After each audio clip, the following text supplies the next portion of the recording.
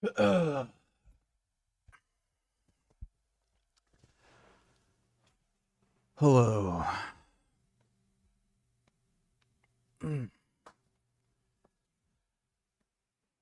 Oh, jeez. Fuck. Oh, god damn it. Dude.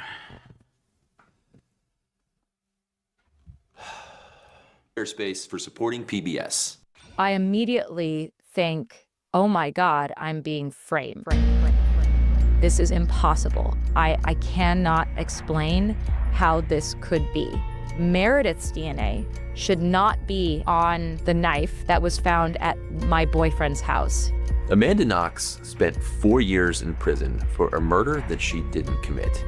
The media circus was honestly pretty insane, all because some tiny invisible molecules seemed to say that she did it. Her pleas fell on deaf ears.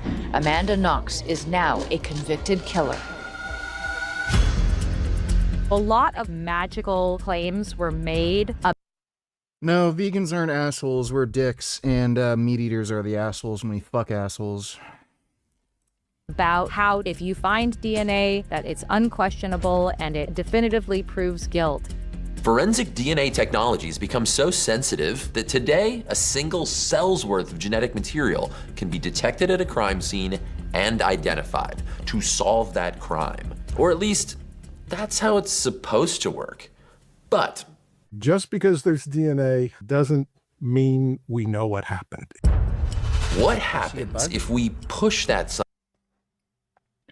Gum, is there a bug? Uh-oh. I think Gum sees a bug.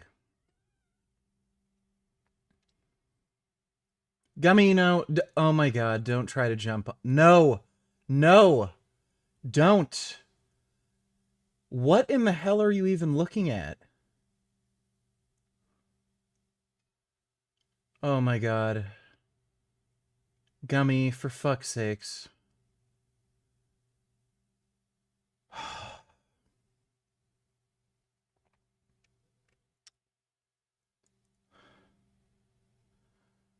Why does your Steam profile say you're a communist hippie? It's just a joke, dude. I don't even know what he sees. That's gotta be a bug.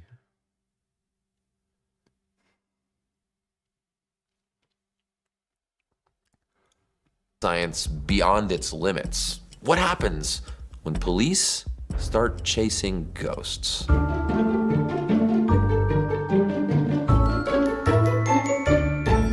Hey smart people, Joe here. Forensic DNA technology has totally revolutionized criminal investigation. We have the ability to collect, process, and identify invisible, beyond microscopic molecules that are left behind at crime scenes, which is honestly mind-blowing. We're all probably somewhat aware of what DNA forensics is, and for many people, I'm betting that's thanks to TV. Shows like CSI created this perception. Researchers literally call it the CSI effect, where the public, and more importantly, people on juries, came to see DNA evidence as basically magic. Swab a crime scene, run it through a computer. Congratulations, you're banned. Go cry somewhere else. Holy fuck, I don't need a dumb bitch spamming my chat with horse shit. And boom, you got your killer. Juries kind of tend to treat DNA as infallible proof rather than one piece of a much messier puzzle.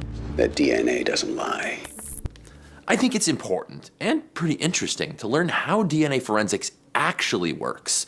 And as we're about to see, it isn't always as infallible as we've been told. I guess this is a true crime show today. I don't have a prescription for any of the drugs I use, so no. On a sunny spring day in 2007, 2 German police officers were taking a break in their car. They had the doors open, it was a really nice day, but moments later, they were both shot in the head from behind. One officer, 22-year-old Michelle Kiesewetter, didn't survive. Investigators diligently swabbed the scene to collect any traces of the killer's DNA. And they got a hit. To their shock, it matched DNA from multiple other crime scenes. This suspect's DNA was connected to drug deals, burglaries, and assaults. Hey BG, did you hear that the Barnum and Bailey Circus is reopening with robotic animals like this? We're introducing you to Bailey this morning. She's got a whole lot of tricks. Oh my goodness, what's happening? Oh, sorry. Knick-knack, are you okay? Yeah, I'm We're just gonna kick that to the side. no worries. So Bailey and I, we're part of the Ringling Circus crew. We make the show happen. Tricks that she can do. She does. So if you come to the Ringling show, get warmed up. You cannot get Handstand. to the side. This doesn't seem that entertaining. If we get to a level where we have Blade Runner technology, where they can make synthetic animals that are completely convincing, that'd be cool. But this is just not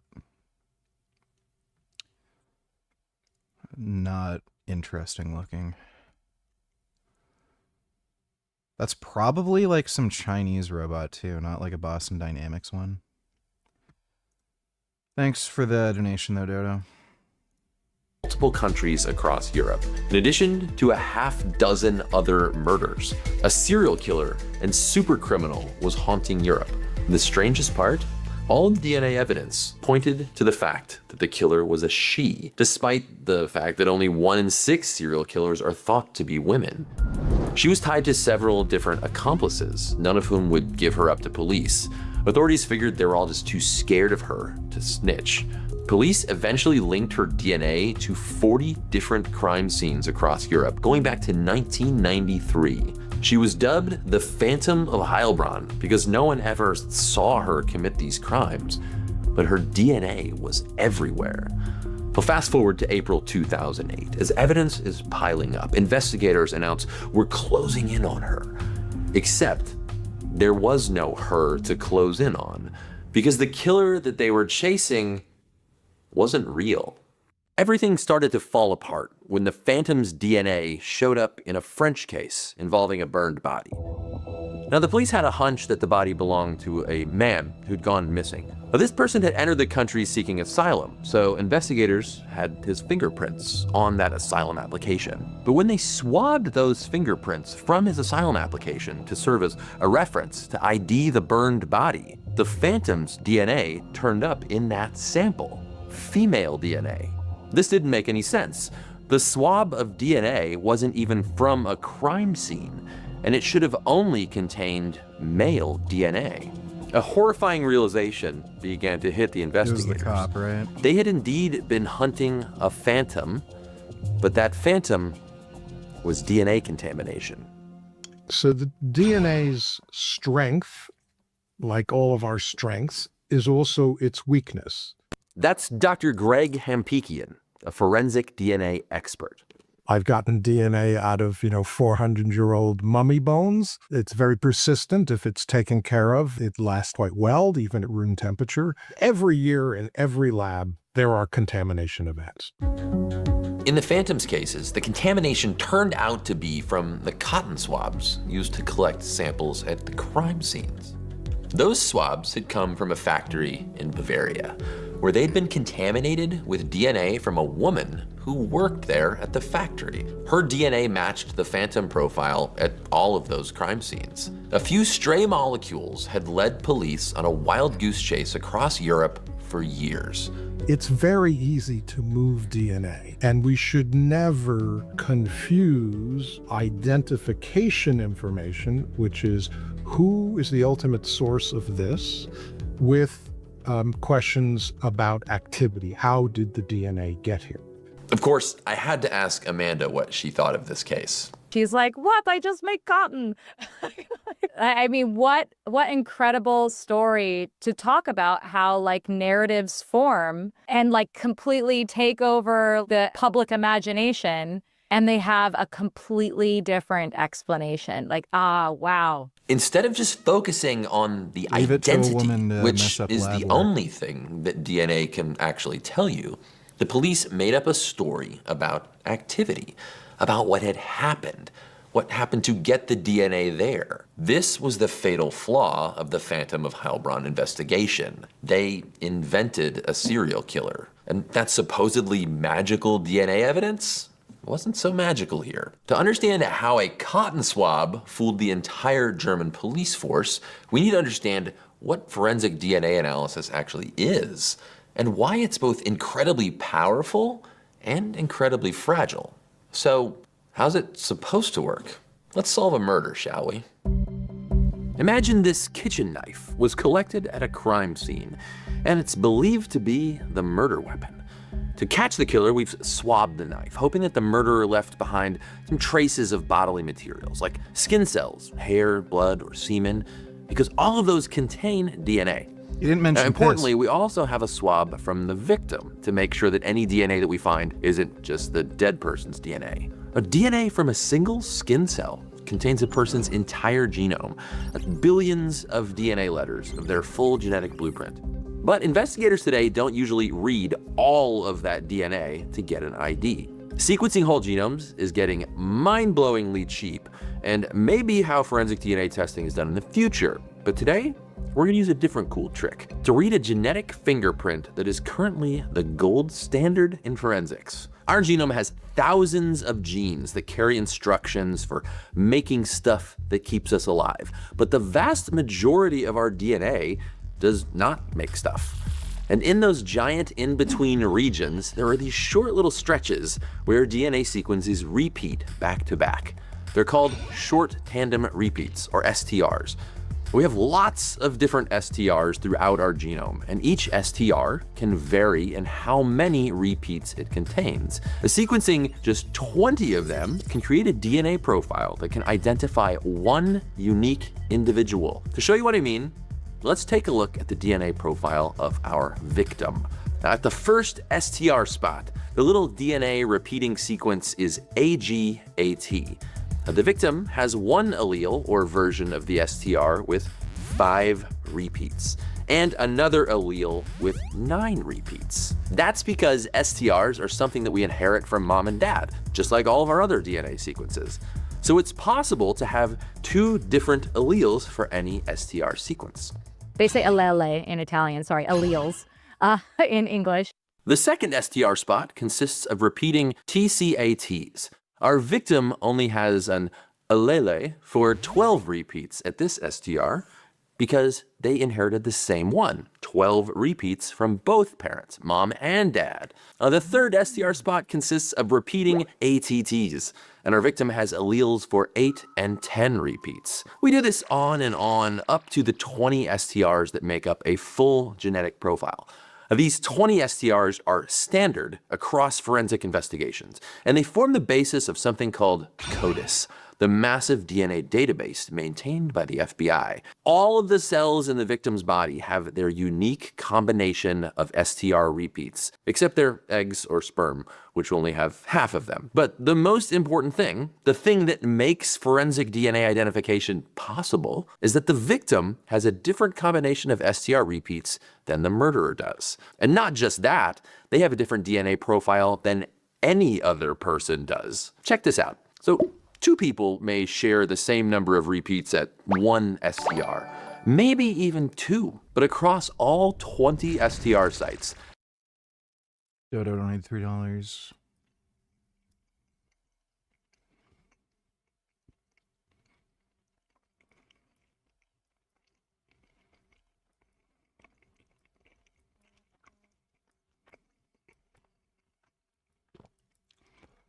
These are all the lefty counter protesters, right?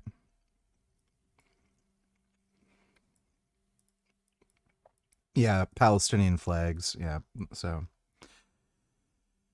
counter protesters. Like, again, the crazy violent rhetoric these people have, like, that also just aligns perfectly with communism. Anybody who disagrees with the, commie ideology, they have to be killed. Thanks for the donation, though, Dodo.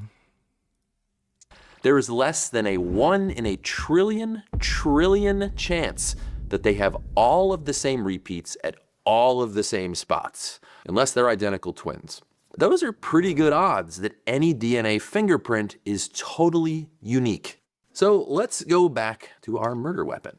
The swabs will have picked up DNA from our victim, and now that we have the STR profile from our victim, we can easily separate it from any other STRs that we may find in the mix. Any other DNA profiles we find, it might be the murderer.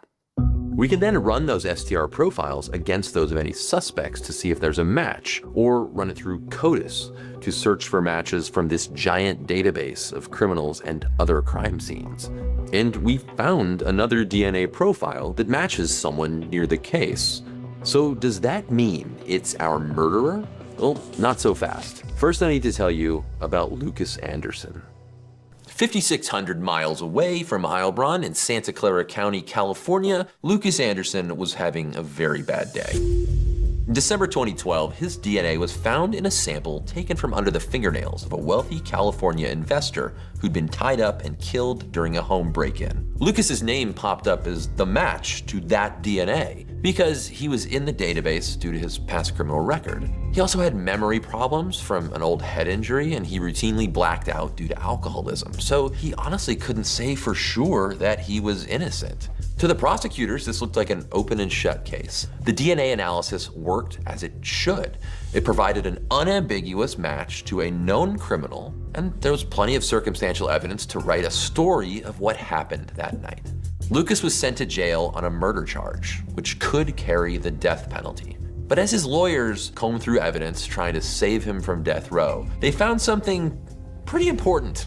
The night of the murder, Lucas had been in the hospital for alcohol intoxication after collapsing at a store. So how could his DNA be at the scene of the crime? Wait, there's footage.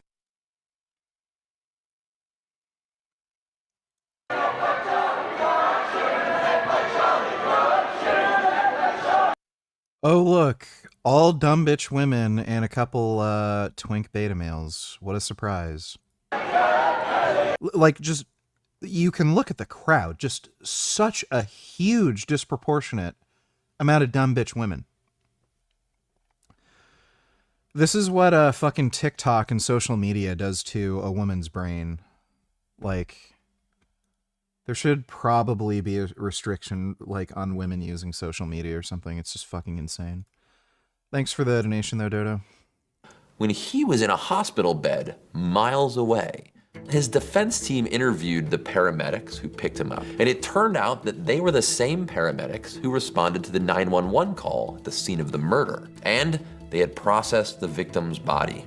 Human DNA can transfer as a solid, as a liquid, or as an aerosol. Lucas's case was one of DNA transference. Tiny traces of DNA had traveled from Lucas to the paramedics to the victim. But because our scientific technology is so sensitive, that was more than enough to yield a positive match to Lucas. We don't know for sure, but his DNA... I've seen trials like this before. They don't take into account, like, the actual amount of DNA they find. So if like, even like one fucking little molecule, you did it, like, it's fucking retarded. May have hitched a ride on a pulse oximeter. You know, those little things they put on your finger that the medics had used on both men. We call it activity. 2 PayPal block $20. Bad news, VG. Sounds like winter is going to be even rougher. Right now, across the Pacific Ocean, something is happening that could change the world's weather. It's called El Nino, and it's a... All right, I'll look at that in a bit. Oh, wow. It's a fuzzy sheep. Running real quick. That's a good fuzzy sheep. My goodness. I like sheep. They're so good. Oh.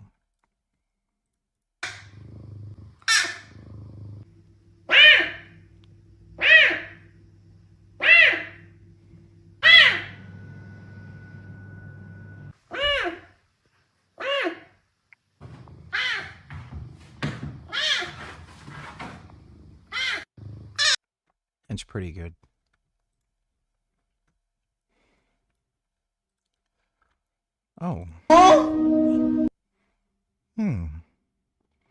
Well, look at that. That's so nice. That's very good. Thanks for the donation, Dodo. I think a lot of SJWS will call you sexist for saying that VG. Yeah, well, it's not like I care what a dumb bitch thinks. Thanks for the donation, Dodo. Activity level proposition. Can you tell when it's directly by a hand? No, there's no way to tell. And but there are people in my field who will testify that way, and I think it's shocking and fraudulent. When do people stop asking, is there an innocent explanation for this DNA? Are we taking shortcuts to automatically assume the guilt of the DNA and not asking that question? Thankfully, Lucas was eventually freed, but only after he spent 5 months in jail. The prosecutors weren't the ones asking the questions. The science did exactly what it was supposed to. Lucas's DNA genuinely was there. And that was enough for them to construct a narrative about what that DNA meant. A narrative that could have sent an innocent man to death row. And this is nothing compared to what happened with Amanda Knox. 20-year-old Amanda was studying abroad in Perugia, Italy in the fall of 2007. She was living with her roommate, Meredith Kircher. She just started dating a local student named Rafael Solicito.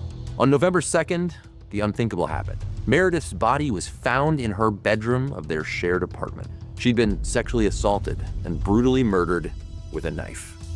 Now, the DNA and fingerprints of a man named Rudy Guede were found all over the crime scene. He had fled to Germany, he was arrested and ultimately charged with the murder. But during the investigation, Amanda was subjected to an endless series of harsh interrogations, ultimately resulting in a coerced confession. Amanda and her boyfriend were arrested and also charged with Meredith's murder. It affected the way DNA was then processed afterwards. I genuinely don't understand how stupid you have to be to, like, agree to falsely confess. You have to be the dumbest motherfucker on planet Earth. You don't even have to say anything in an interrogation. You can just keep your mouth shut.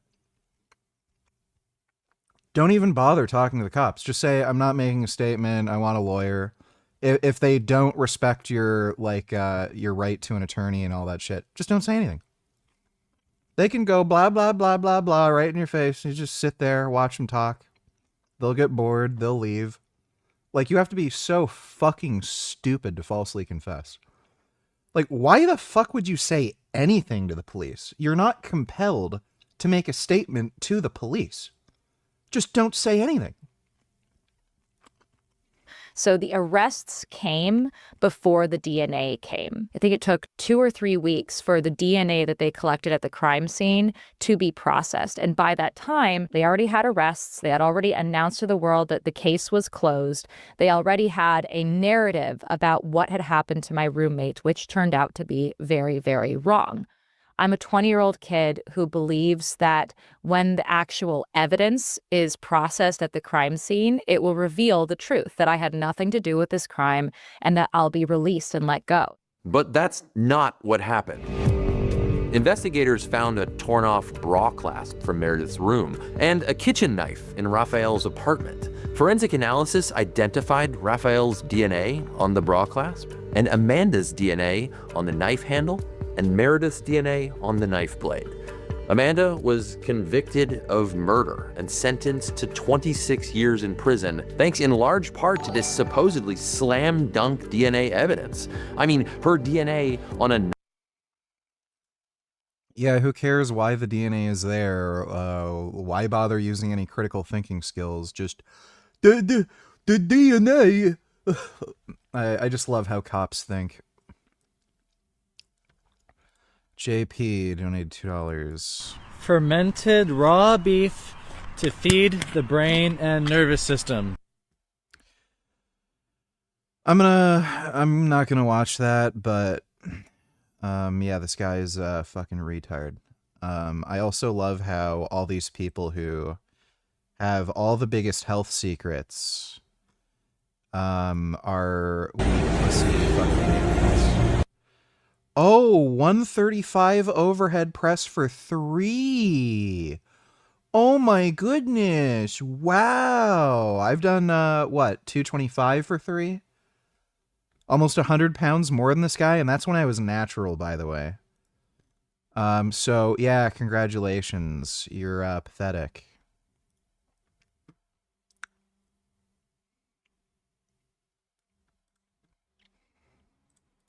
Together. Many of you said we will not make it. I'm Muslim and she's Jewish. You said religion and politics will come between us. Yeah, this is fake. It won't last. Opposites don't always work. Yeah, this is completely fake, fabricated bullshit. Nonsense. This is basically like that disabled guy who pays models to pretend that they're his wife or something. Oh, look, a retard. From Moscow, Russia, but I currently reside in the Detroit metropolitan area in Michigan. How would you compare Detroit to Miami? Yo, all right, real talk. This is an unpopular opinion. Detroit's got better beaches, the weather's better, and the girls are hotter. I don't understand Miami. Okay, yeah, like I said, retarded. Miami's like a discount Detroit, if you ask me. Detroit has better women, better beaches, Easy. And better weather. Have you ever seen the Great Lakes? We got all the Great Lakes. How many Great Lakes does Miami have? This guy is literally so fucking stupid. It wasn't until I started watching some of his content that was like adjacent to fitness or like unrelated that I was like, oh, this guy like literally can't think. Detroit has better beaches and hotter women. Are you fucking kidding me? So what do you think Miami's most popularly known for then? Dude, like, I don't know, man.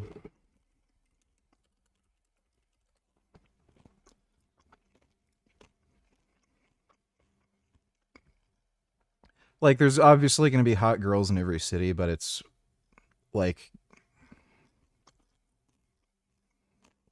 maybe if you're really into like ratchety black chicks, like she's cute, but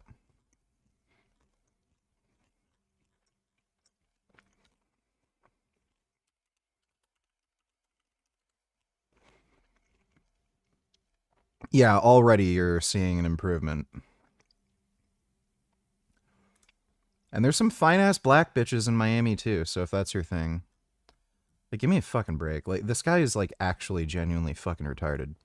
honestly, that was all backwards. Miami, I'm actually visiting for a month for work, is a vibe. And Miami's not just, like, one place. There are so many different districts. Like, there's... Yeah, he's single now, too. His wife left him after he became a millionaire. So that should just tell you how intolerable he is. Midtown, there's Brickell, we're on South Beach right now, South Beach. It's just a vibe 24/7, and people are just kind of doing their own thing, especially on South Beach. Everyone's kind of expressing themselves in the super unique way. I'm sure you guys can get a lot of B-roll of people doing all kinds of stuff, especially in the fitness area, and everyone's just chill, man. It's like, and it's all ages, all races, all bodies. It's a dope vibe. So what do you feel like Detroit is missing from Miami? The people, the weather, the beaches. No, Detroit's a vibe too, different kind of vibe. Man, it's February right now, and so in Michigan it's like negative some shit. It's like the Arctic right now. Is it expensive to live in Detroit? So the metro Detroit, like the whole area, there's parts. So like Bloomfield Hills is like $10 million homes. There's parts of Detroit and other suburbs around that like you could buy a house for $30,000. It's like a mansion, but it's kind of like broken down and shit. So depending on the area, Detroit can be very affordable. It's a great place to live. And you know what? Miami's actually surprisingly affordable. What would you say is more expensive though between the cities? On average cost of living, if I was ChatGPT. Okay. Compared to like literally anywhere in Canada, yeah, Miami is pretty affordable. Like you can get a shack in the middle of the woods for $1 million fucking dollars here. So like, yeah, compared to Canada, I guess it's pretty affordable. Let's see. Ignacio donated 218. Since you work online, why do you choose to live in such a depressing country instead of moving to NZ, Australia, US? New Zealand's a dumb bitch faggot country. Australia's dumb bitch faggot country. U.S., I am enticed to move. There's just a few issues. Immigration is pretty difficult, even if you're Canadian. It just costs a lot of time, money. Like, I'd have to get a good immigration lawyer to really have a successful chance in moving.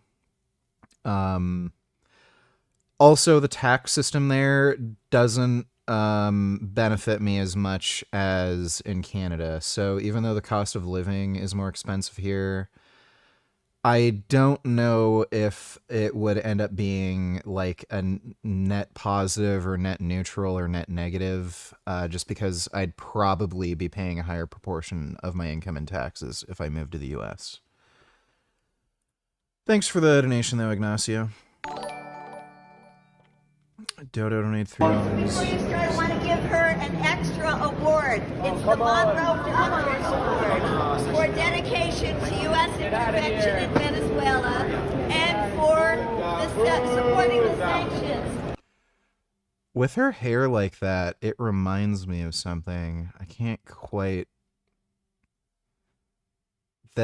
She looks really familiar, like some retard I've seen, but I can't quite connect the dots. That have been starving the people of Venezuela. This is done. Thank you, Maria. Congratulations for supporting U.S. hegemony. Can they just lock her in jail for the rest of her life? That would be great. Thanks for the donation, Dodo. Frank has new vids. Yes, we're going to watch those in a minute. Thanks for the donation, James.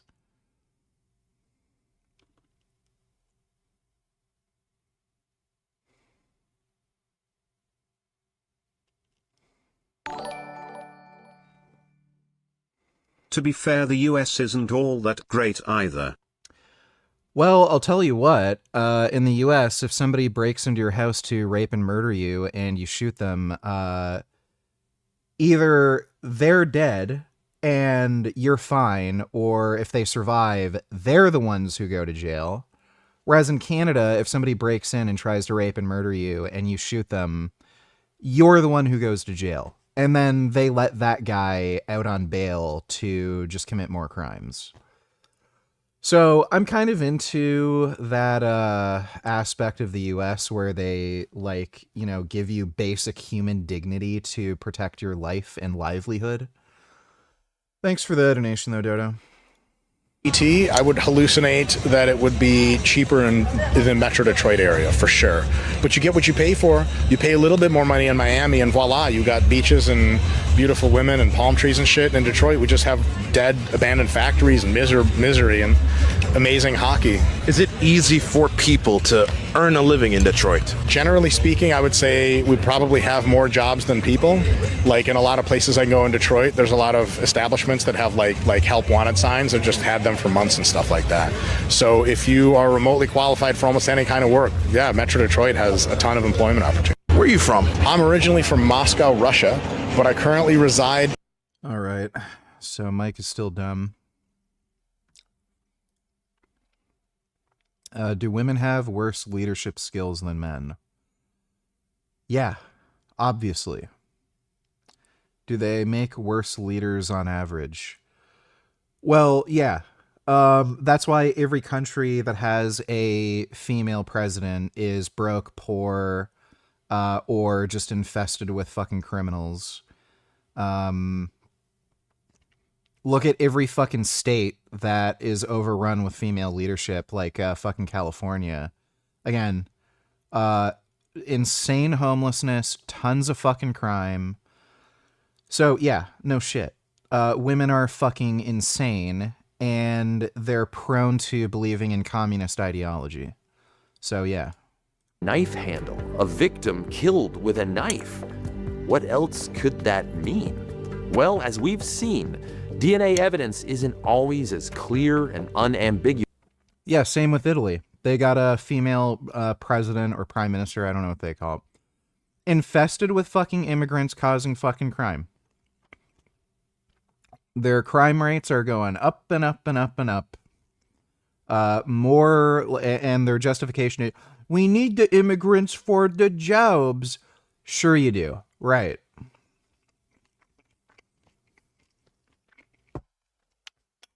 This, like, idea is just so fucking insane to me that we have modern Western societies that literally cannot possibly function unless we bring in mass amounts of dirt cheap, retard, menial fucking foreign labor. Like how the fuck does that work? So like you're telling me we need to replace the majority of the fucking population with unproductive, broke retards in order to have people work at fucking Starbucks? US as TV would lead you to believe. You have DNA experts at war with each other who are each claiming to have authority over the truth. It was just incredibly frustrating for me to have to sit there and listen to people construct a reality out of whole cloth, all for the sake of the narrative. 4 years passed before the court agreed to hear Amanda and Raphael's appeal and re-examine the evidence with a panel of independent forensic experts. Our crime scene was processed by forensic experts twice, once in the immediacy of the crime being discovered, but then after those samples had been processed and none of it implicated me or my boyfriend or anybody in the crime, they went back in 46 days later to try to find new forensic evidence to implicate us in the crime. And they have completely upended our house and contaminated it completely. The only piece of DNA evidence tying Raphael to the crime was found in that problematic second sweep, after evidence had been mixed and thrown around, all but guaranteeing that the evidence would be contaminated. Oh, and the knife? I did a little work on Amanda Knox's case. I love Greg. He's the best. Yeah, really, it was just that knife for Amanda. A single cell can make it look like a suspect was on a piece of evidence. When we saw the electropharograms, it was clear to us that the DNA was at such a low level. How are the Italians looking way below anything I do in my research lab? The trace of DNA that is on it is so minuscule that it can't be attributed to anyone. I knew right away this was suspicious. The guidelines say you need to separate evidence and reference samples. You do all of the evidence first. When the evidence is finally processed, you bring the reference samples in the lab. You never bring them into the lab before that. Reports indicated that the knife blade samples were processed in the middle of 50 samples of reference material from Meredith. Traces of her DNA could have easily contaminated the knife blade samples. And considering that modern forensic DNA technology is so sensitive it can pick up on just a few cells worth of DNA, not following careful contamination procedures is incredibly risky. It was another case of confirmation bias. Investigators had constructed a grisly narrative of this crime and pushed the science well beyond its safe limits until they found data that agreed with their conclusions. This is the opposite of good science. The independent experts found the exact same findings that my defense team found. We showed in the end it was probably transfer contamination and not the result of a criminal act. That took 4 years of Amanda being in prison to convince the Supreme Court in Italy. I'm really... Oh, yes, Italy. We found her DNA under the spaghetti. She's the one who's guilty of stealing the spaghetti. Really interested to see a world in which the forensic... That's just great how a bunch of dumbass, retarded fucking cops and prosecutors can lock you in fucking jail for 4 fucking years because the DNA, like literally no critical thinking skills whatsoever. How did it get there? What was like the context of it being there? What was like the strength of the sample? The DNA spaghetti. Evidence comes so quickly that it can be the thing that guides the narrative construction as opposed to the thing that tries to... I hope she got like a huge compensation for that. Like that is just insane. I can't imagine having 4 years of my fucking life thrown away because some dumb spaghetti eating fuckwit, DNA spaghetti, justify an already established narrative. In a world like the one Amanda describes, with faster, better forensic science, how many other people would never have been arrested for those crimes they didn't commit? Anytime you introduce a new process, you introduce a new field of error. That's always going to be true, no matter how good the instrument is, no matter how good the training is. Because science is evolving at a rapid pace, especially science around DNA, it's so important that we open up opportunities to appeal decisions that were based on bad science. Oh yeah. They've already fucked up the Luigi Mangione case. That's pretty clear. Our justice system fucking blows. Well, this is the Italian justice system, but yeah, America's pretty cracked. Pretty much every criminal justice system is just fucking cracked and retarded. It's just widespread systemic corruption and retardation. So prosecutors are just motivated to prosecute. They're not actually motivated to actually lock up criminals and ensure innocent people aren't convicted. They just are motivated to only get prosecutions.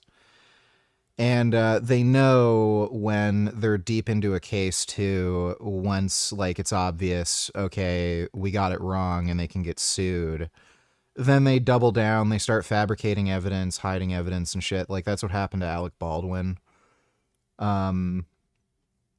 And yeah, with the Luigi Mangione case, like you see this all the time when there's like a very clear open shut case. This guy obviously did it. That's actually when they tend to fuck up the most because like their guard is down and then they start doing things like it's like a righteous form of corruption. Like, oh, this guy obviously did it. I know he did it. So I'm just going to make it like, I'm just going to like fudge the evidence here because this guy obviously has to go to jail. A lot of that happened with the O.J. Simpson case. That's one of the big reasons he got off because they were able to provide reasonable doubt showing that the prosecution lied, fucked up forensic evidence and shit. They actually got one of the one of the officers who was in the case to plead the fifth on the fucking stand when he was asked if he lied during his testimony. So the guy like literally admitted to perjury on the fucking stand during the O.J. Simpson case. And that's just the type of shit they do when they're so sure of themselves. Like, oh, this guy did it, and then they end up getting caught. Like, I wouldn't be surprised if that sort of shit happens in the Luigi Mangione case. Balsamoose $22, he ate a box. Oh.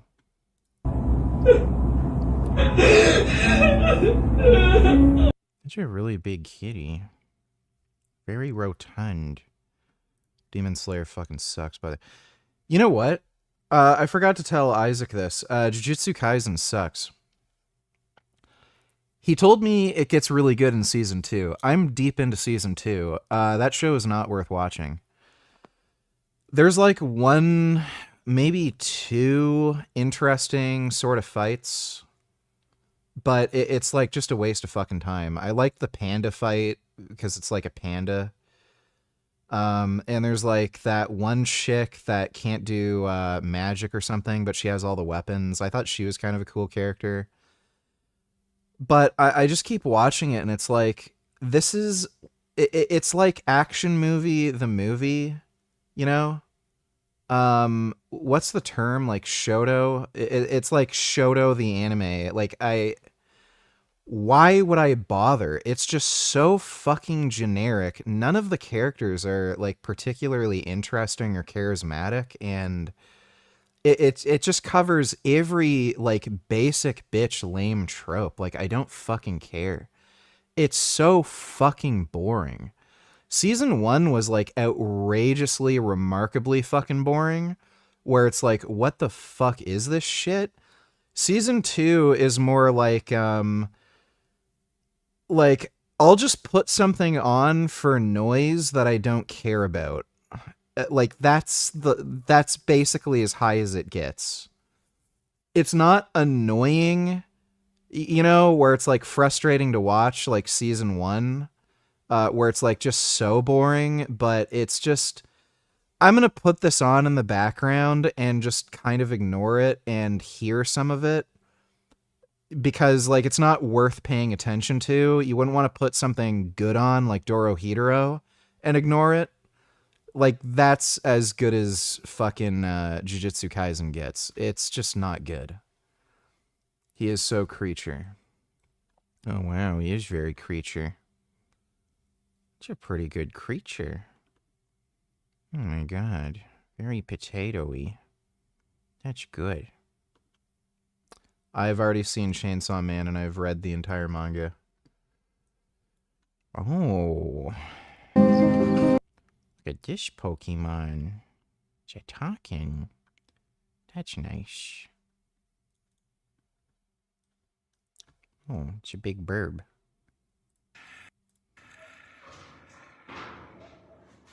Wow.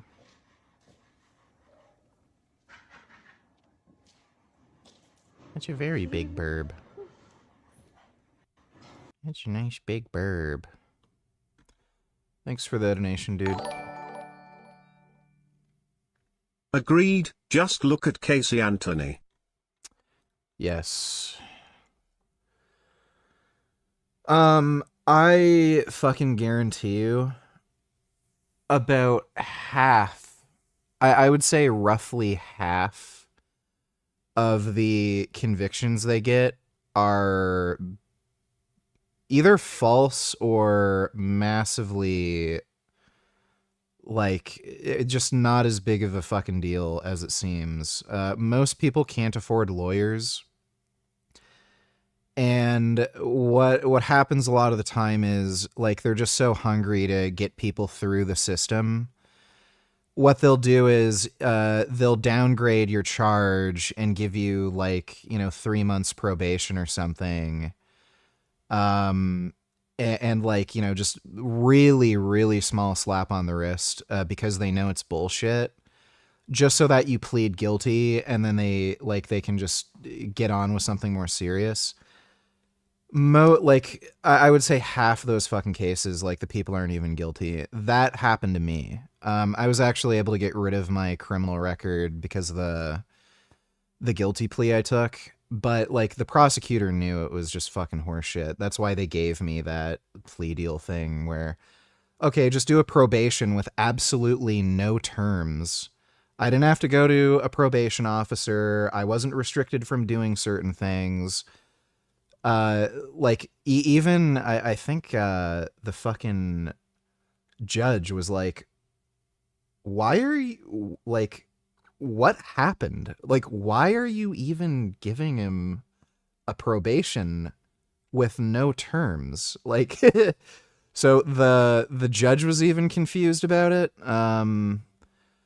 So yeah, but again, after a year not having a criminal record, like, would I rather do that or spend tens of thousands of dollars going through the fucking court for 2 or 3 years for, like, fucking horse shit?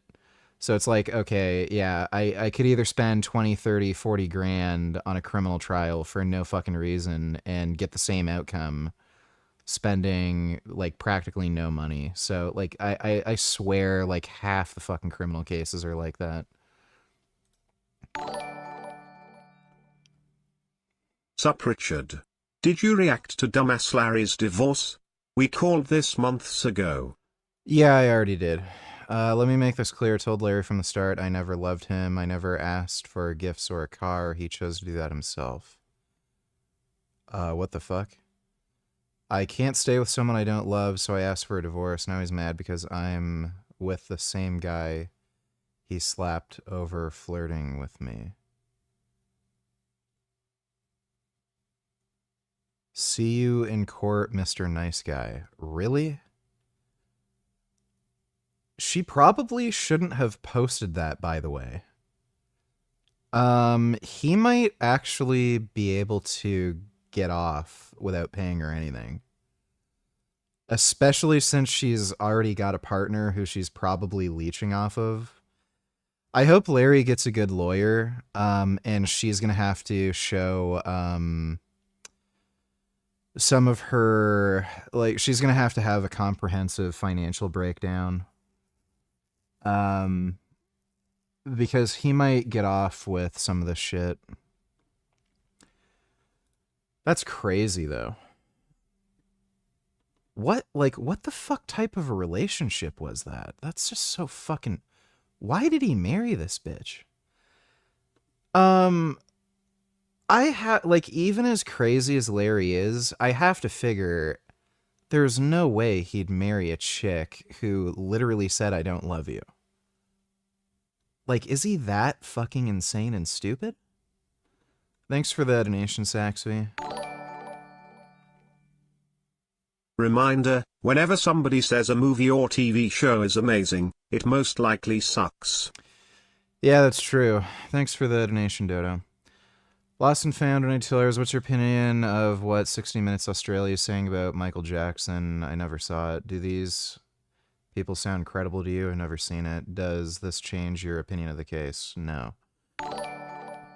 He's not guilty. Literally nobody ever testified against him, and the kid who literally went to court twice and had an opportunity to testify against him twice, who never did, only fucking made a bunch of stupid accusations after he died, and what he said was very clearly a fucking lie. So, can you stop fucking asking me about fucking Michael Jackson, you fucking retards?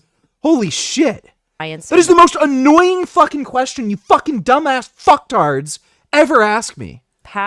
There's a couple of states that have passed laws that say if the science you were convicted by... I'm skipping any fucking Michael Jackson questions, and if anybody asks me something stupid like that in chat ever fucking again, you're banned. Has now been superseded by better science that corrects the old view, you have a right to retest evidence.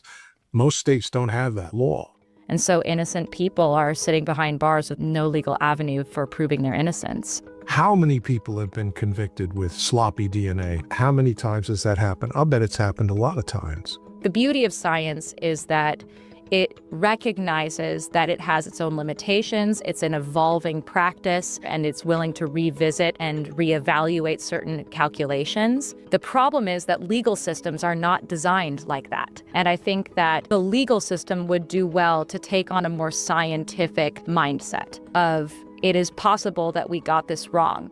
We could all use a little more scientific mindset. Something that kept coming up in these conversations and cases was how often humans fall victim to constructing stories and then looking for evidence that supports those stories, rather than following the evidence and building the story based only on what can be proven. This is what science demands, right? With technology that's now sensitive enough to get a DNA profile from a single cell, it's more important than ever to avoid weaving elaborate stories from a molecule like DNA, because DNA can really only answer the question of who, not how. With the Phantom, Lucas, Amanda, and who knows how many other cases, the DNA never lied. We just didn't ask the right questions. Stay curious. Science is so interesting. Happy Earth Month! PBS is celebrating Earth Month by releasing a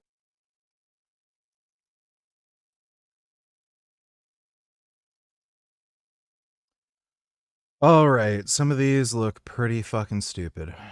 So I'm out here in front of Meager Professional Building, and Meager Insurance is far from professionals. My house is completely destroyed, and they refuse to pay the claim. And this street is like kind of crazy. It's almost like a main highway. And I bought these flyers, which were basically a waste of money because most stuff is done online now. You know, I can't stand here and hand out flyers to people walking in the building. It's probably private property. I'd get trespassed anyway. But it's unfortunate because they control all the online platforms. They remove any negative reviews. They censor and shadow ban my videos. And I'm living in a molded house that I can't afford to fix. You guys, on Yeah, so he's clearly just retarded. the images here, we put, you know, pictures of the roof on the house, off, all the flooded, the damage in the ceiling.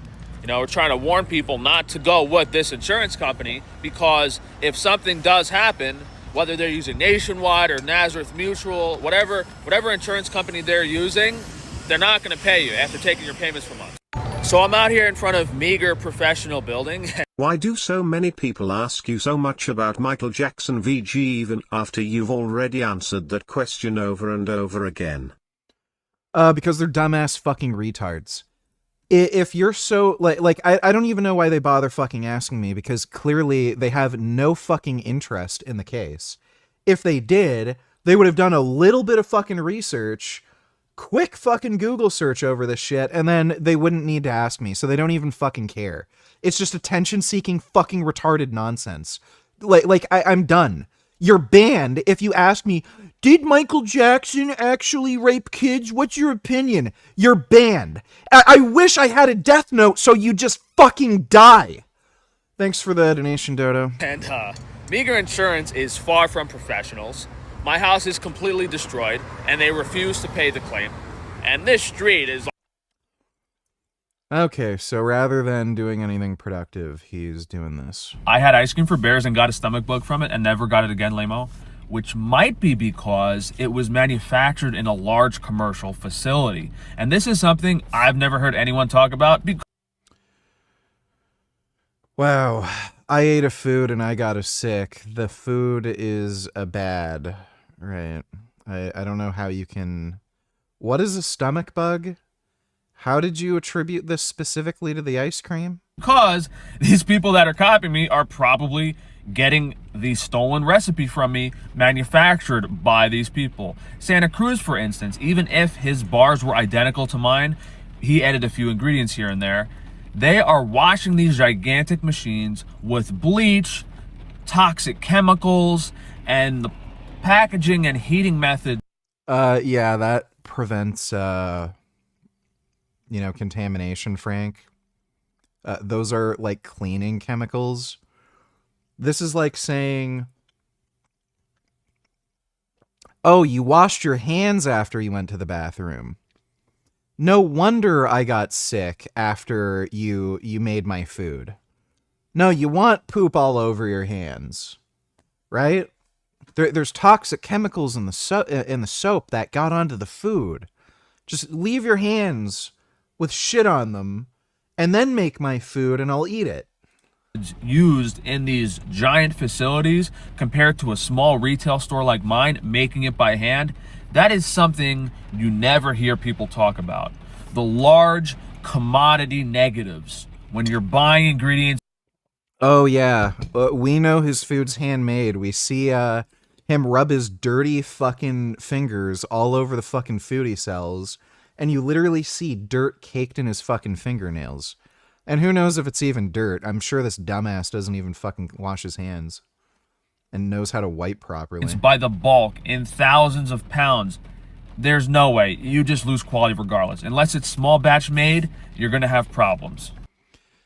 Yeah, right. That's why everyone gets like sick and dies from eating commercially produced products, right? Remember the last time you had like Special K cereal, you nearly died? Oh, it's because it was made in a large facility. Frank didn't rub his dirty, disgusting, fucking dirt-caked fingernails and hands all over it first. Fucking idiot. There's a pretty good reason most butchers don't take the time to process certain parts of the animal. Partly because it's disgusting and horrific, and who the fuck would eat this? because it's a horror movie, and partly because it's a lot of work and not that profitable. So we actually just de-skinned the pig's head. Okay, I can't even watch this. I hope this guy, like, gets fucking AIDS and dies. Forgot many invocation donators, Sargon based again.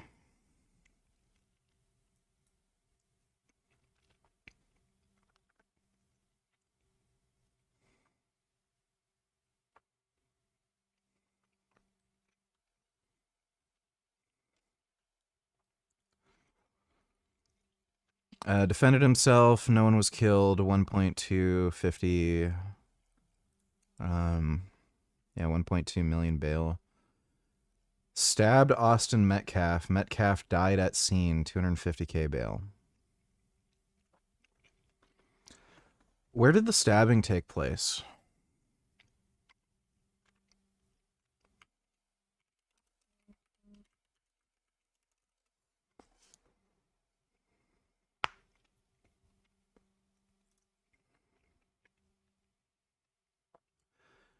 Texas.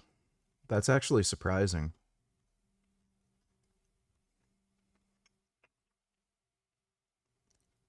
Frisco, Texas. Is that like a liberal area?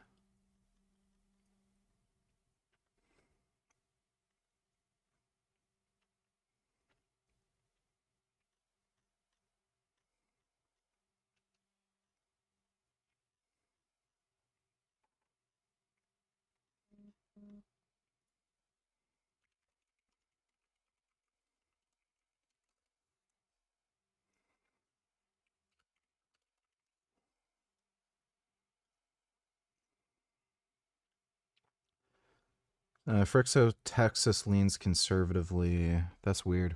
I don't know who that guy is or where this happened.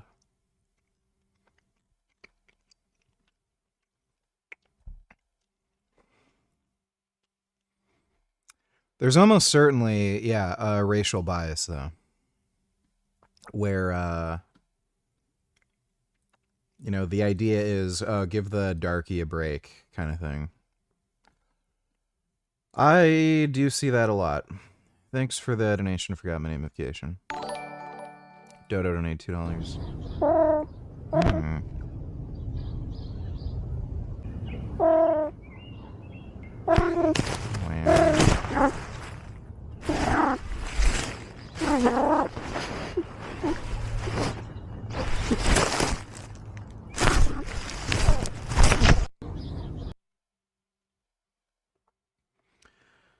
18-year-old got stabbed by an Indian recently, and the stabber said he was racist, and the kid was bleeding out while getting arrested for a hate crime.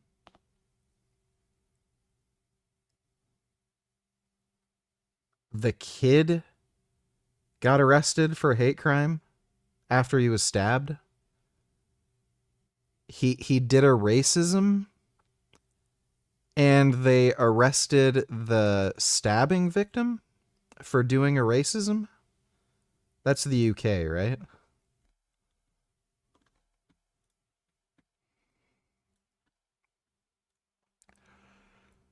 Nakba, pro-jihadist toss water at a Jewish guy, gets arrested, then cries victim, like the Arabs in 1948. Yeah, basically. Like an idiot. You're gonna be like, you're assaulting them first. No. At least he's being reasonable. I'm backing him up to be reasonable. I'm telling you to come back up. See? I'm backing them up. Whoa! Please! Get in my face! Please!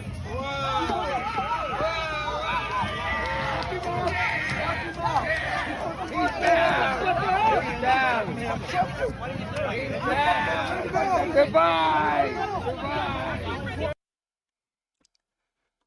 Okay, well, he's fat. Covering new details about one of the Trump administration's top public health officials who led the public federal response this week on hantavirus. Dr. Brian Christine stood before reporters promising a response grounded in science and grounded in transparency. But before joining the administration, Christine was an Alabama urologist with little experience in federal public health. He specialized in penile implants and once hosted a YouTube show called The Erection Connection on his procedures. K-File also found a history of far-right commentary and conspiracy-tinged remarks, including comparing the Biden administration to Nazi Germany, questioning the 2020 election, and suggesting the COVID vaccine did little to stop the pandemic. CNN's Andrew Kaczynski of K-File is out front with us now. Andrew, what'd you learn? Well, that's right. Christine has one of the most important public health jobs in the country as the Assistant Secretary of Public Health. His office deals with infectious disease policy, women's health, family planning, and the U.S. Public Health Service Commission Corps, which makes him a 4-star admiral in charge of the more than 5,000 uniformed public health officials who deploy during emergencies. But before taking this role, we Penile implant specialist. found his experience was not in public health. He was a urologist in private practice in Alabama, where he specialized.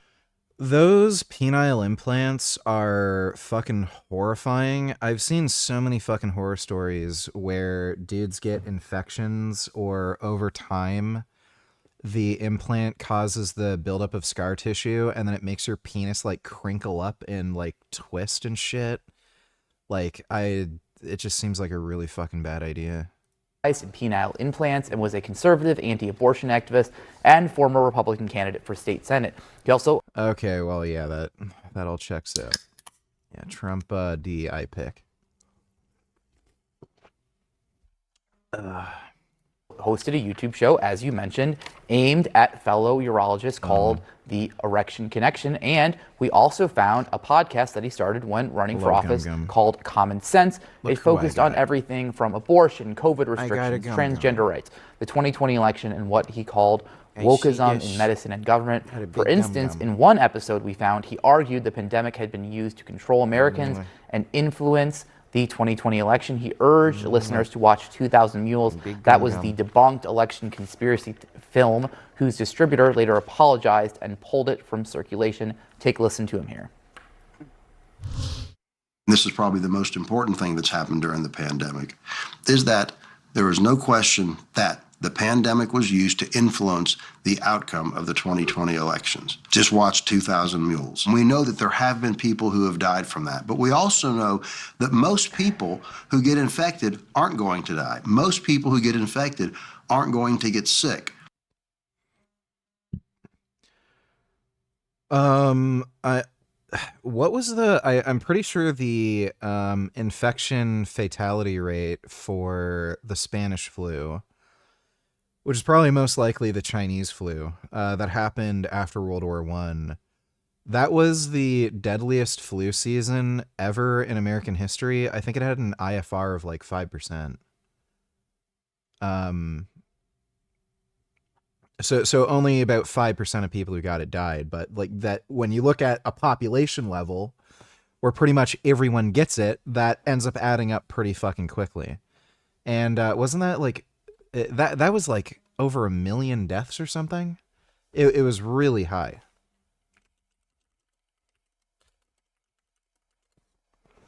Worldwide, it was ridiculous. Okay, 675,000 Americans died from the 1918 Spanish flu pandemic.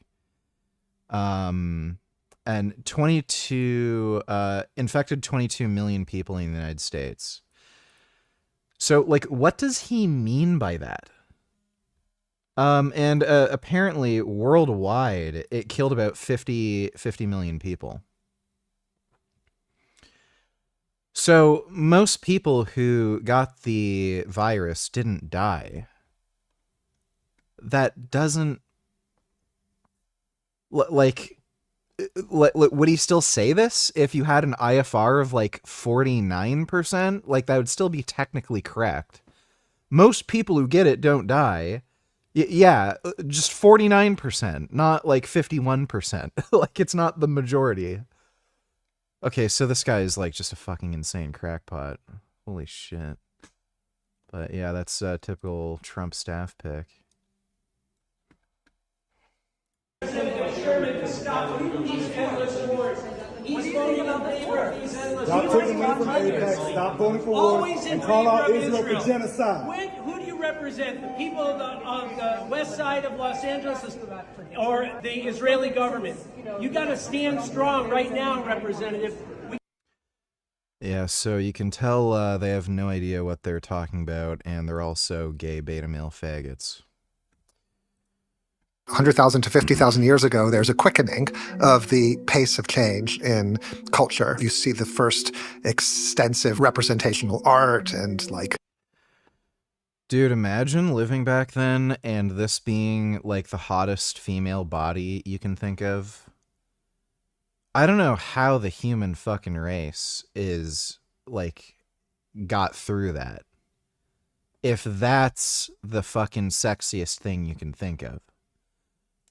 Like, holy fuck. I'd rather jerk off to curvy tree branches at that point. Bead necklaces and drawings on the wall and so on and so forth. And so the thought might be that there was going to have been some kind of genetic switch that made it possible to do these things. And so one thing that we did in 2016 is we looked across the DNA for places that might be expected to look like this, that where all people living today share a common ancestor. And we looked really hard, and right across all the DNA we could look at, we couldn't find anything more recent than 400,000 or 500,000 years ago. This is like a crazy result because it looks like there's no key selective sweeps that have occurred in this period that is ancestral to everyone living today. It could be that there's biological adaptation in this period, but it's polygenic. There's lots of mutations that all shift in the same direction to help the population to move to a new set point, but there's no key biological change that rises to high frequency. 100,000 to 50,000 years ago, there's a quickening of the Video unavailable. Dark factories in China, shift manner. Yeah, that video is unavailable. Thanks for the donation, though, Dodo. And SJWS act like blacks get no special treatment. Yeah, they definitely do. They do indeed. Thanks for the donation, though, Dodo.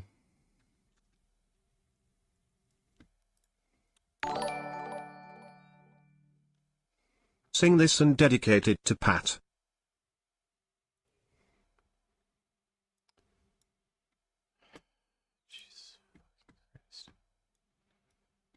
I love how you make it even more annoying by making me have to fucking follow along with these stupid fucking lyrics.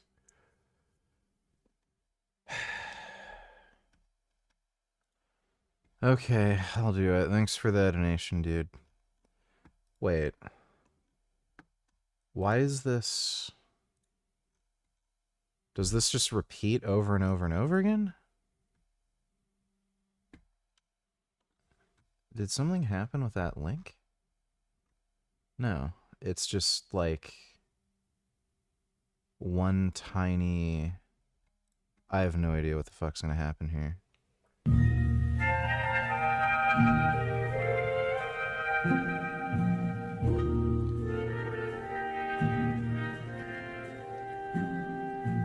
I have dreamed that your arms are lovely. I have dreamed what a joy you'll be.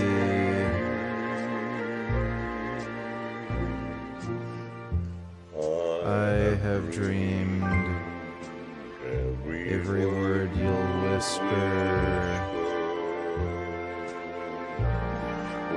when you're close to me.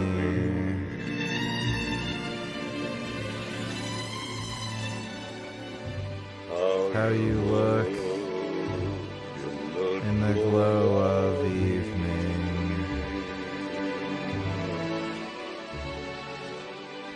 I have dreamed and enjoyed the view.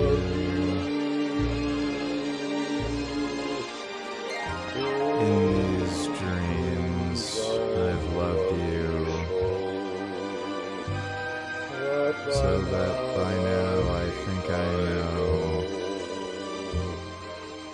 what it's like to be loved by you.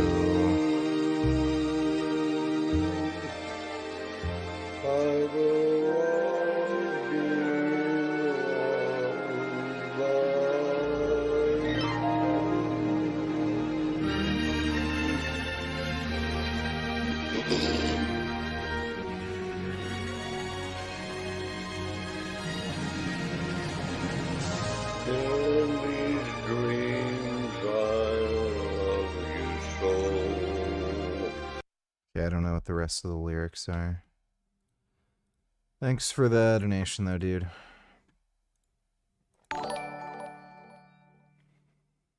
You think that's cracked? I've seen some Christian nut jobs honestly say that viruses aren't real.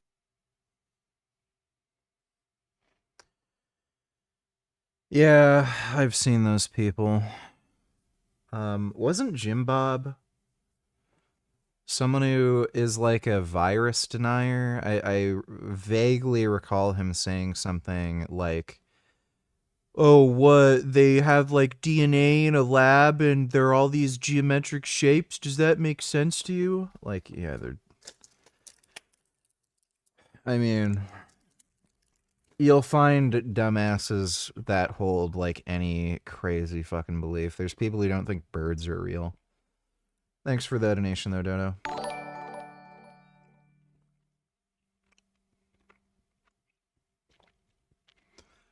Dodo Natelers also, I think there's one more chapter of Directive 8020, so you can finish it tonight, right? Also react.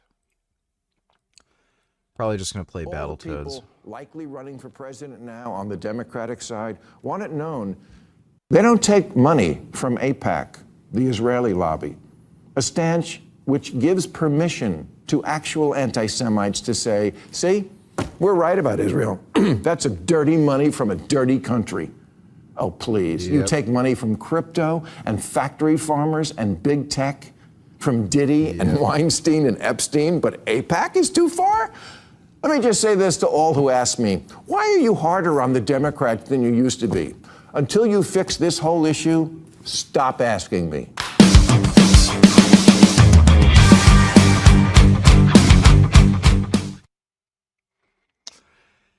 Yeah, Bill Maher's based when it comes to Israel.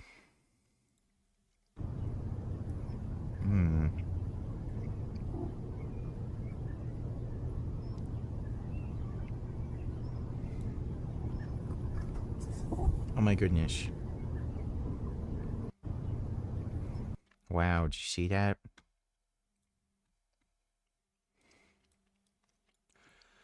Not available. Taiwan uncertainly looms. Trump's return from China. Yeah.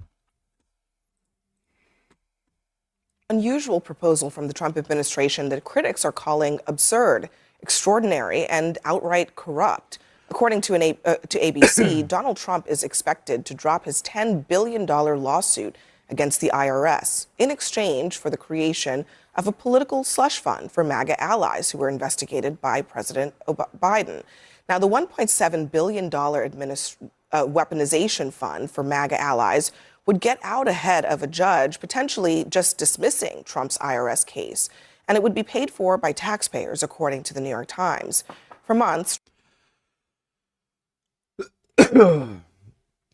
yeah, that's fucking crazy. What the fuck? Trump World has explored the concept of a compensation fund for allies who incurred legal fees during those Biden-era investigations of Trump. And the money would be made available to the nearly 1,600 people with charges related to the Capitol riot. According to ABC, final terms of the settlement will not be set until they are officially announced. This is on several levels a pretty extraordinary thing. And I think just to understand why we're even talking about this, one thing you've got to know is that the case that Trump has against the government for the IRS might be thrown out simply because he runs the government. And for obvious reasons, it doesn't really make a lot of sense for his own Justice Department to decide whether or not he gets a massive multi-billion-dollar payout. So instead, they're going to create a $1.7 billion fund to potentially compensate pardoned January 6th rioters. How does that work? Look, I'm very... Wasn't there just recently another January 6th rioter who did some like crazy criminal shit, like murdered somebody or something? I swear I heard about that like a few weeks ago or a month or two ago. Very sympathetic to the people whose lives were impacted by the lawfare of the Biden administration. I mean, you're talking about hundreds of people whose lives were essentially ruined. They were dealing with years of litigation. I mean, went into massive $100,000 You're talking about the debt. people who Were associated broke with into the him. Capitol, I'm talking about people who worked with him in the administration who couldn't get jobs, were blacklisted after. So I'm very sympathetic. Like Hope Hicks, people who couldn't get jobs. Hope Hicks was never charged with anything. No, but I'm saying the lawfare, the people who had to spend years of their lives in response. I'm very sympathetic to that. She was held accountable for upholding an insurrection, so people wouldn't hire her? People who happened to be working in the administration to defend America and do what they thought was best. Private employers decided their to lives hold were those upended. But also, I'm very sympathetic to I don't that. think she's a great example because Hope Hicks was hired. Okay, she was hired in private sector jobs after leaving the administration. She's fine. My point is, I'm very sympathetic to those people. I don't know that this is the mechanism to right that wrong. I think there's a lot of questions about how the funds will be allocated and how it's actually going to be. I think this puts Todd Blanche in a tricky position as well because Tom Tillis, senator from North Carolina, has said that he is iffy on pushing forth his nomination if Todd Blanche doesn't admit that the people at January 6th committed a crime. So I think being a part of this fund, it'll be interesting to see how the Justice Department is able to get Todd Blanche forward if this moves forward with the January 6th. Yeah, I'll say on the surface, I mean, it smells bad when you hear this and you read the stories. But yeah, that sounds really bad. There's not really much you can do to excuse that. Thanks for the donation, Dodo. No, VG. Play the last chapter of Directive 8020 and then you can play Battletoads after that. Okay, fine. Thanks for the donation, Dodo. A global weather phenomenon that can reshape the weather, food and temperatures worldwide. Depending on where you are, it can mean devastating floods, extreme droughts, intense heat waves or raging wildfires. And this year, it's looking increasingly likely it's going to be strong, really strong. I'm Simon King, a lead weather presenter and meteorologist at the BBC. So let me explain how it works and what it could mean for us.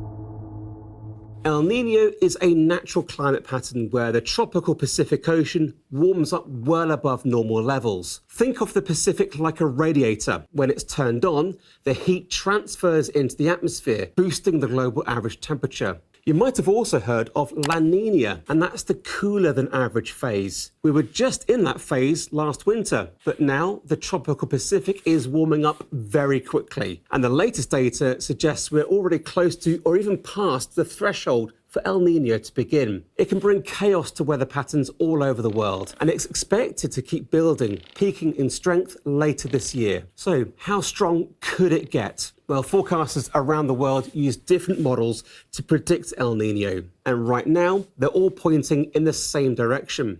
The Pacific is warming fast. US forecasters say that El Niño will officially form within the next month, and by late autumn or early winter, there's a 2 in 3 chance it will become strong or even very strong. Australian forecasters have similar predictions.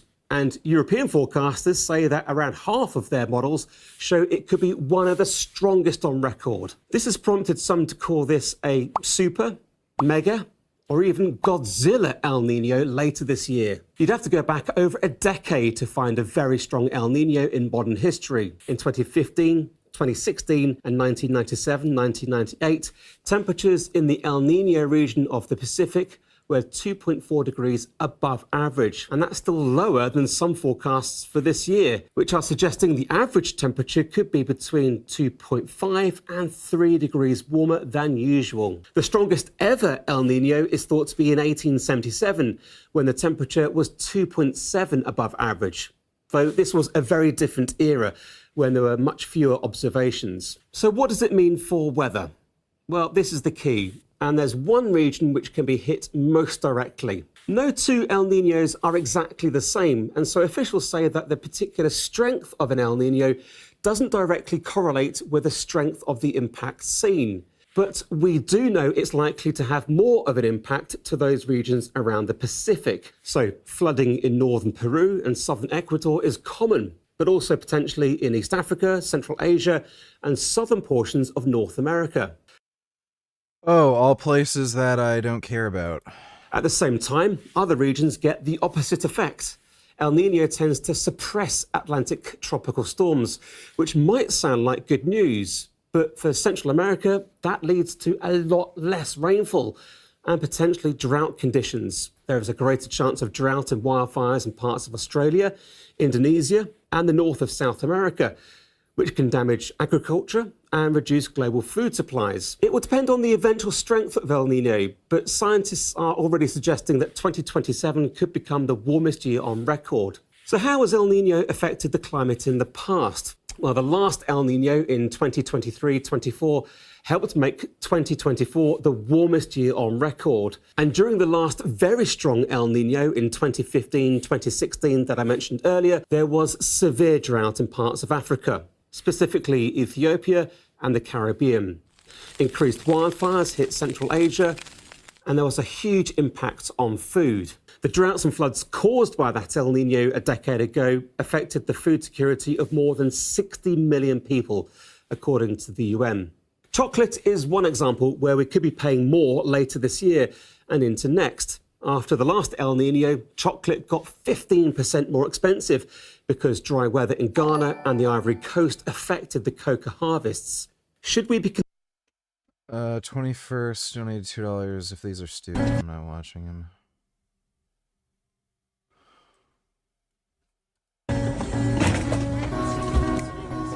Oh, wow. Oh, that's nice. Oh, my goodness. Oh, that's really good. Oh. Oh, my goodness. I wish I could do this. Oh, that is so good. That is so good. Oh my god, that is so good. Wow.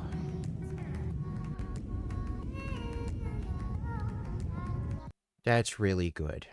I like that. That's nice.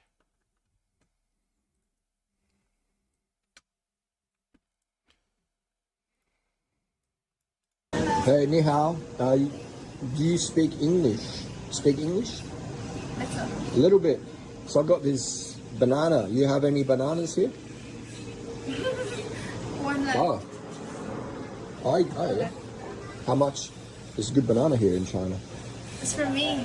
Oh, it's for you? For me. Okay. But, You want? yeah, the bananas are good here. Very sweet. Very sweet. I've had those weird stubby bananas before. They just taste like bananas. You like eating banana? Yes. Yeah? Mm. Have you had Australian banana before? The big one. Yeah, big one. The small one is good too. Yeah, like the small one. Maybe you should try an Australian banana sometime. Yeah? Where are you from? Australia. Australia. Yeah. How long have you been here? A couple of days. Mm. You have? So I've got Australian banana. I reckon you really like it. Here? Yeah, I'd like to give it to you. Not this one, but it's got a lot bigger than that. But it's just sweet, it's good. But I reckon. Welcome to the video gang. We are doing an unboxing. The Garmin 970. Alright, we're going to replace this bad boy with this bad boy. Actually, we're not going to replace this, but why am I getting a new watch? I've had the Garmin 920, I think 2014. I've had a few of them as, you know, they get lost or whatever.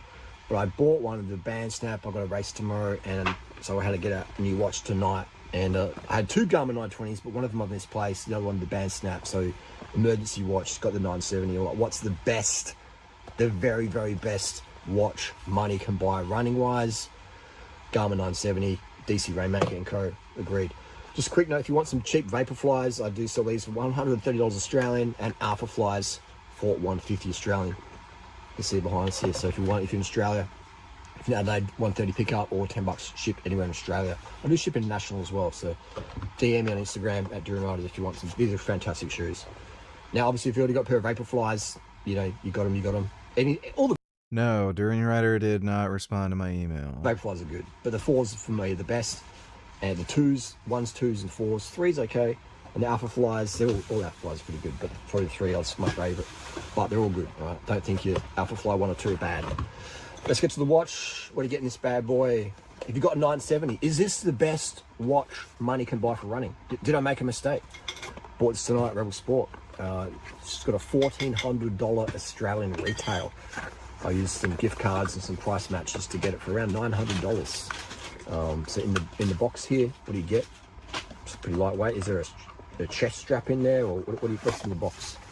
It's in the recycling bin, and you've got an instruction manual here. So if you've got a 970, let me know what down below. What has been experiences? The charger here. Oh wow, it's just USB-C. Oh no, it's a special one. So make sure you don't lose this bad boy. Here's the instruction manual in there. Maybe some bumper bar stickers for your bicycle. An instruction manual there, which I don't think I'll be reading that. I'll just probably go on YouTube and watch the YouTube videos. Oh, here's another little package in here. Is this anything in here? That's an EPO ampule in there. Oh my god. Oh, nothing. Oh, it's just a little egg. Empty shell here. It's like a Garmin thing. Oh, what a bitch. Wristband. Oh, it's a spare one of these. Okay, cool. Okay, we'll put that somewhere I can lose. I have to fall on the floor and never be seen again. All right, let's have a look-see here. This is your strap recycling bin, that one. He's too busy coming inside Michelle's pussy, I guess. And homeless maxing. He's the one that inspired you to get a vasectomy, no matter how much you try to deny that. He convinced you to get one. I'm pretty sure I decided to get a vasectomy when I was in high school. It was after I played Metal Gear Solid 3 that I remember specifically, after Metal Gear Solid 3, I knew I wanted to get a vasectomy. Thanks for the donation, 21st. And so make sure you don't lose this. This is proprietary USB-C to USB. What the heck is that? Okay, cool. Plug it in. All right, let's plug it in this right side of your ear, and then you plug it in your left. And you can. This is the heart rate sensor. All right, let's go here, bad boys. Weight-wise, it's not super light. Let's test against the bluesy. So, yeah, it's definitely lighter than the Rolly, the bluesy. Let's chuck it on the wrist here. How does it feel? Wow, it's got a lot of perforations in the band there. I probably should buy a spare band in case I break this one before a race and don't have a backup watch. Actually, you probably just carry it in your hand, couldn't you? So it's got a little thing on here. You can make sure you take this off the screen, because there we go. It'll stick to your face. Try and get some rage bait in the comments, but it's not happening yet. Attention-seeking behaviour.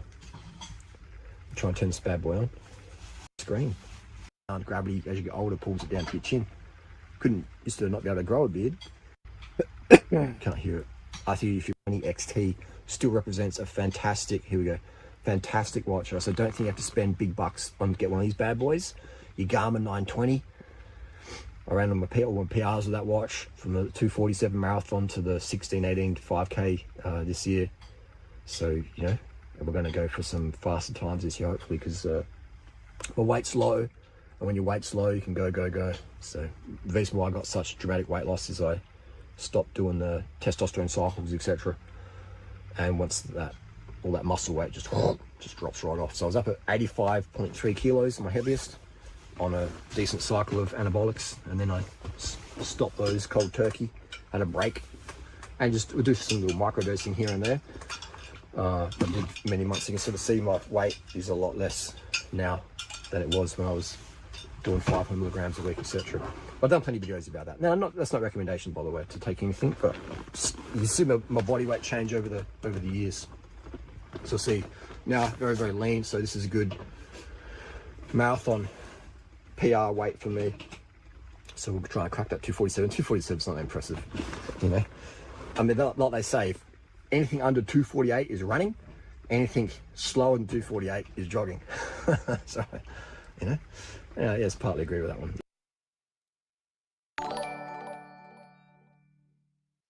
No nigger. I remember specifically Durian Rider took credit for you getting a vasectomy at some point. These cats are more well behaved than most children on flights. Yeah, they are.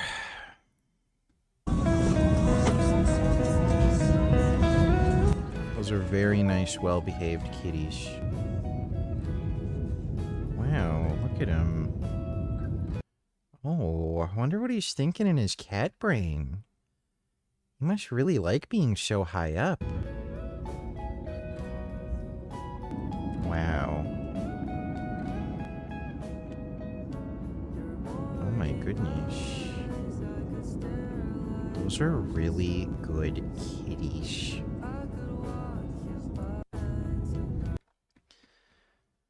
Yeah, they should throw kids literally off the plane during mid-flight. That ear-piercing scream is an unruly child on a transatlantic flight to New York. The passengers describe an 8-hour flight from hell. Yeah, dude.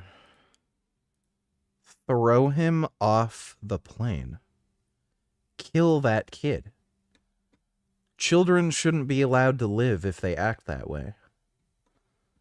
Like, that's what the Spartans did. They killed kids they didn't like. And they were based. Just kill the fucking annoying kids that are stupid and weak and shit. Then you wouldn't have, like, some gay bitch fucking commie society. Filled with annoying retards. Fucking ridiculous. When did it become a taboo to kill kids? Like, we used to do it all the time. You know? Like, some kid was deformed or retarded or something, they just throw him down a cliff or something, or let bears eat it. There's a reason why humans evolved so quickly. I can guarantee you it's because we killed the shitty kids. You know, just eugenics practices speeded up the whole process. But now we're going in reverse. We're letting the dumb kids live. Now everyone's becoming a fucking retard. If you're a guy, obviously if you're a girl doing 240, that's pretty impressive. So you got your little screen here, and it's a touch screen, but it's got a very impressive screen on it. Man, that's fancy. Oh wow. Jeez. Okay, so French. I don't speak French, so I'm gonna take it back. There's this Ling Ling behind us here. What's she doing over here? Show the chest. What's that? You gotta show my front. Why not? Huh? Trademark? Because I'm not fine. Show. Not fine. Oh really? Yeah, it's not fine. Just good girl up. Okay. Charge this big girl up. Seeing out in the hand, it feels, you know.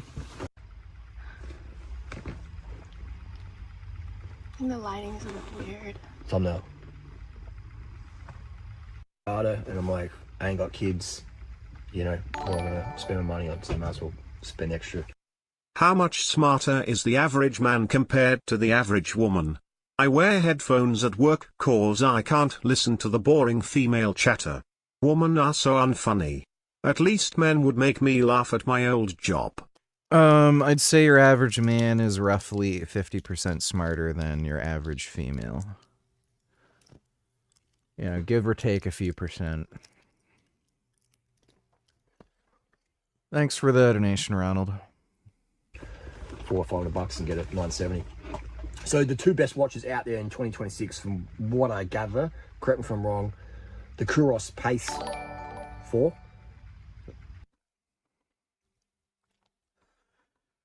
Dodo Donatello is Israel plays second in Eurovision, but if you read the New York Times, that's only because the Jews control Eurovision. They use it as a soft power to promote Israel to the masses. Yeah, he's...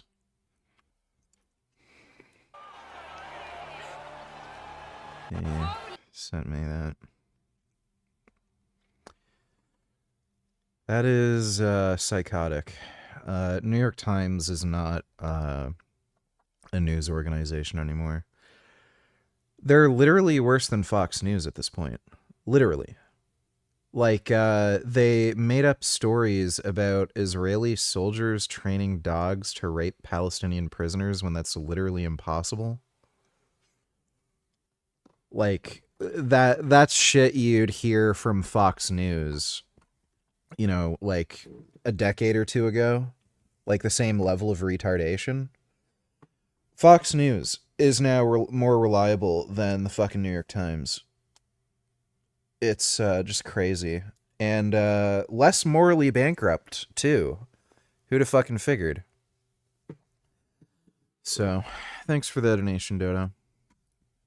Your Kuros Pace 4, and then you've got the Garmin 970. So this is the Rolls Royce of watches if you're a marathon runner, if you're fast, when weight matters, etc. Obviously you got your Fenix and all those things, the big heavy army style watches, and they sound cool. But this allows appreciated by the weight. And the reason I bought it was recommended as the best running watch money can buy. And that's why I got it, because why not have the best, okay? And the best shoes out there today, I reckon, are the Vaporfly 4s and the Alpha Flies 3s. And very, very good shoes are any of the Alpha Flies, any of the Vaporflies. They're just fantastic shoes for running. Road running, straight line, marathon, PR, 5K, boom. Can't go wrong with those. I'm going to charge this bad boy up. Tomorrow's going to do a run, park run, and I haven't run since January, park run, I think. So we'll see how we go. Thanks for watching, gang. Okay, so on Sunday evening, the video game retailer GameStop announced a $55.5 billion unsolicited bid. There's a video on that Trump thing too. I think I'll watch that. Donald Trump and Xi Jinping are meeting in Beijing this week, and if the footage is anything like prior summits, we'll be treated to two men in suits walking very slowly through a building, shaking hands at a slightly uncomfortable distance, and staring at each other like two people who've been set up on a blind date by a mutual friend who has since left the country. Now, to recap how we got here, because it has been quite a journey, last year tariffs between the United States and China hit levels that hadn't been seen since the 1930s. The US put tariffs of up to 145% on Chinese goods. China retaliated with tariffs of 125%. That dumbass Mario Rios is promoting Christianity, which is even worse than his dumb fitness content. Yeah, I think that'll tell you a lot about the guy's reasoning skills. So, the guy came to the conclusion that God sacrificed himself to make up for sins he created. And you're supposed to rely on his critical thinking skills, to take his fitness advice. Like... That guy is one of the most pathetic fucking retards I've ever seen in my fucking life. I love how he'll make videos about dudes who are twice his size, and like some of them bench over 500 fucking pounds, and then he makes fun of them for wearing a weight belt when they bench, and then this guy struggles to bench 2 plates. He's a tiny little fucking weak twink. I quit porn for 365 days. Thank you, Jesus, my testimony. Why you can't stop thinking about her. 100 million. He doesn't even make fitness content anymore. So that was going nowhere. And it's just cringe, conservative, Christian manosphere nonsense now. Mike Trentwin's pec tear is deserved. Look at this guy. He literally does not look like he lifts. Like, I see just average fucking dudes who just work 9-to-5 jobs, and they might, like, pick up boxes here and there that look more jacked than this guy. And then he's making fun of a dude who was, like, benching nearly 600 pounds. Like, this is this guy has a mental problem, kind of like Frank Tufano, where he's just insanely jealous of other people, clearly. Fucking bizarre. I knew this was coming. I was waiting for this to happen. If you didn't hear, one half of the Trent twins, or I like to call the low T twins, tore their pec on a bench PR. And it was deserved, and honestly, I was waiting for it to happen. Not happily, obviously. I'm not a complete douchebag. I don't wish anyone to get hurt, even if they're a bodybuilder. But I just literally knew this was coming. I'm not gonna be fake like Greg Douchehead and claim that you The more you, so I think pec tears really start becoming a risk once you start benching over 300 pounds, and it just escalates pretty rapidly the higher you get. Your risk of getting a pec tear when you're benching over 400 is really high. Over 500, it's really, really high. Once you get in the 600 range, like, it's really, really, really high. It's just because of the way the muscle is stretched under such a tremendous amount of fucking load. You're also immediately going into an eccentric phase of the lift, which also increases the risk. If you're pressing from the bottom, it'd be different, but that initial eccentric loading phase is also a big risk factor. And the tendon that actually inserts into the humerus, it's not very big. So it's not like a quad tendon, which is really fucking thick and robust. It's a pretty thin, small piece of tendon. So, like, this is just fucking retarded. You can see a billion fucking pec tears with guys that are benching this kind of weight. It's just a risk you run. And then this guy's like, you deserved it. You got too strong. You should be weak and small like me. Like, okay. Like, what a fucktard. What's, like, there's risks with any sport. Like, this guy is big into martial arts. Like, would he ever make a fucking video about, you deserved CTE and brain damage? You deserve to get your tibia and fibia broken. You deserve to get your elbow dislocated. Like, it's just a risk you run in that fucking sport. It's so nonsensical. Like, this guy's just a fucking dork, beta male, fucking jealous idiot. You warned them, but I'll get into his analysis shortly. Because unlike Mr. Douchehead, I have receipts showing that I warned the low T twins that this was going to happen, and even specifically on the bench press. So here's the video of the pec tear. Did anyone warn you that you were going to be a beta male who doesn't even look like he lifts after years and years of fucking training? Oh! No. And over a year ago, I released this video where I predicted this kind of freak injury. The low T twins in a bench press lesson. Right. Oh, yeah. Come on, baby. Come on. Yeah. Oh, yeah. Fucking go. Back up. Oh, yeah. They're using wrist wraps, elbow sleeves, and a belt to bench. And add to that 3 spotters. Talk about doing weight you can't handle. When you become reliant on so many external factors, you increase your chance of injury. That's how Thor tore his chest on a bench press. You might be thinking I'm hating on the low T twins, when in reality, I'm just looking out for them. I get hate for telling bodybuilders they're mentally ill and that they have fragile egos. But this here proves to you I've been right all along. Don't do any sport. You could get hurt. You could fall on a bike if you do cycling and break an elbow. I warned you, it could happen. Don't do any racing. You could crash. Look what happened. You were on a racetrack and you crashed your car. I was right. Like, like, he thinks he's making a point.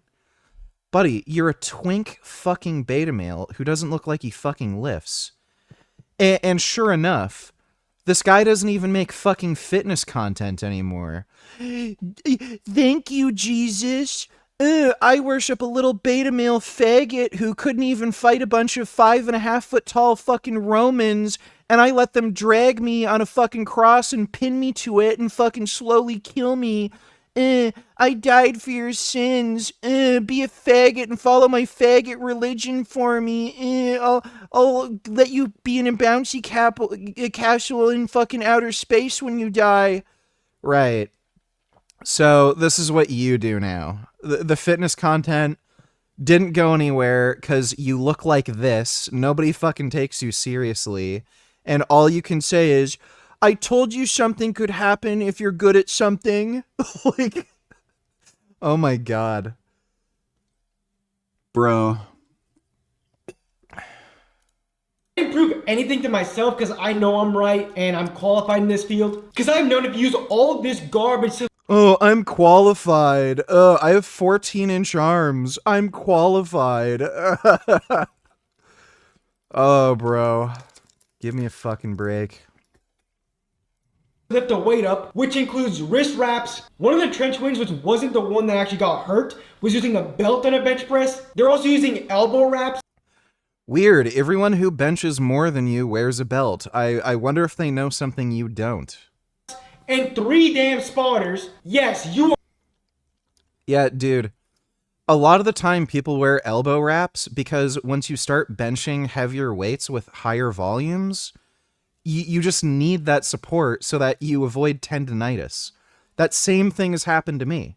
I use elbow wraps when fucking benching all the time now because otherwise, just over time, over a few week period, I just end up getting elbow tendinitis and it hurts like fucking hell. You're increasing your chance of injury, which is hard for people to comprehend for some reason. And by the way, depending on how you bench, the fucking elbow wraps don't increase your risk of injury. Again, they just let you load your triceps more without actually damaging the tendon. So it doesn't offload more fucking stress onto your pec. Like this guy's just fucking retarded. I've been vocal since the beginning of my channel that the equipment doesn't reduce your chance of injury. And there isn't even research suggesting this, yet it's deemed as a fact. But I actually have a theory that it actually increases your chance of injury. I can actually develop theories. I have a theory. I have a theory that you fucking are some troglodyte fucking genetic mess whose parents were probably fucking cousins, and that's why you look the way you do, even though you've been weight training for fucking years now. Like this because I'm qualified in exercise science and I still am a student of exercise science. I didn't grow my channel doing gym brain rot content, but actually giving you guys the harsh facts of fitness. And this injury is proof that my theory is probably correct. Using all this external equipment for weightlifting is increasing your chance of injury. Go look up any type of gym fail. A majority of it is with equipment on. It's so insane that people can cope and come up with reasons. This is like saying, you'll notice most fatal car accidents, people were wearing a seatbelt. Seatbelts kill people because the majority of fucking deaths in car accidents, people are wearing seatbelts. I'm a fucking genius. That's why I worship Jesus. He sacrificed himself to make up for sins he created so that I can play with my butthole for all of eternity in the afterlife. To use the equipment. And that only reason is to ego lift and lift more weight. Or them lying to themselves and saying they're improving their safety. Oh, and this guy doesn't ego lift. He just uses weak little fucking baby weights because, I don't take steroids, I don't wear wrist wraps, I don't wear a belt, I don't wear elbow wraps. Everyone else is cheating. That's the only reason I'm so much weaker and smaller than everyone else. The other cause of this Trend Twins pec tear is their use of steroids, which, hey, I've been against since the start of my channel. It's stated that anabolic steroids can weaken the pectoralis major tendon, or the pec tendon, which can make it more likely to tear. Oh, that's hilarious. He actually admitted he didn't even graduate at the top of his class. He just, like, squeaked by with a C. Oh my god, here we fucking go. Anabolic steroids can weaken pectoralis. So, he literally... This is AI. He literally just fucking used Google AI to find just bullshit. There's so much that impacts tendon remodeling when it comes to anabolic steroids. What anabolic steroids are you talking about, stupid? There's a lot of different fucking steroids. There's a difference between taking testosterone and taking fucking Winstrol. Winstrol, in particular, changes your collagen synthesis to favor a type of collagen that is extremely stiff and non-elastic. So yeah, if you take a fuck ton of Winstrol, you would expect it to weaken the pectoralis tendon. If you rely primarily on testosterone and maybe a little bit of boldenone, those two compounds actually increase collagen synthesis, and it's the type of collagen that helps the tendon be a little more normal. Testosterone specifically does promote the production of more of the stiff type of tendon collagen. That's why men, they're able to produce more power output. So like men are faster sprinters. They like were more powerful, like stiffer tendons that require more tensile, like more force to stretch. That's why men have that kind of extra strength and power, partly. It's just what testosterone does. But it's also a pro-hormone to estrogen. So if you're not, if you're allowing your estrogen levels to creep up, again, it ends up just being a net neutral, sometimes a net positive, depending on where you are naturally. Naturally, I actually produce very low amounts of estrogen. So he doesn't know what the fuck he's talking about. He literally just did some stupid Google search using the AI. And then he just thinks all anabolic steroids are the same and do the exact same thing and affect collagen synthesis the same way, which they don't. Like again, this guy fucking graduated with whatever degree with a fucking C. Hair. Pec tears are actually quite rare. Yet I've seen They're not rare. They're rare for people like you who are lifting tiny baby weights. Like again, in high school, I was lifting more than this guy is lifting as a fucking adult. Like, he is very fucking weak for a full-grown man who's been lifting weights for I don't know how many years. So he's one of the most physically unimpressive people I've ever fucking seen in my life. It's rare for people like you to get a pec tear because you're not lifting any weight. Look at people who are benching 400, 500, 600 pounds. They're very common. Weight lifted is going to be the biggest fucking risk factor for fucking tendon ruptures, you fucking moron. Not steroids. If you adjust for weight, you will see weight is the biggest fucking common denominator. You can take all the fucking steroids in the world. If you're only benching like 200 pounds, you're never going to get a fucking pec tear. Multiples with bodybuilders who are insecure so they take steroids. And now the final reason for the injury is 1 rep max. And funny enough, I've talked about how 1 rep maxes are stupid. This is the stupidest squat fail ever. You haven't been a man for like a minute. I tell you that a minute.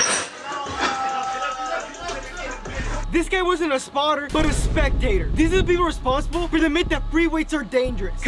1 rep maxes are stupid. Oh, okay. This guy does martial arts. Is getting hit in the head smart? Like, it's just, he picks and chooses what risks are and aren't fucking stupid. Is traveling 450 kilometers an hour in a fucking F1 race car smart or stupid?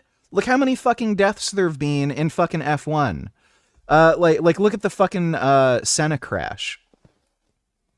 It's just every sport has their own fucking risk, and and every athlete has to perform and do certain things that require risk. F1 race car drivers have to drive at extremely fucking high speeds that could kill them. Same with like MotoGP or Isle of Man TT. People who do powerlifting, they have to lift very heavy weights for a single 1 rep max, which is going to put you at risk for like tendon ruptures. This guy's done martial arts. Guess what martial arts do? It causes brain damage. You get hit in the fucking head. So is lifting like a 1 rep max on a bench and risking a tendon rupture, is that any more stupid than getting hit in the head repeatedly and getting fucking brain damage, you fucking idiot?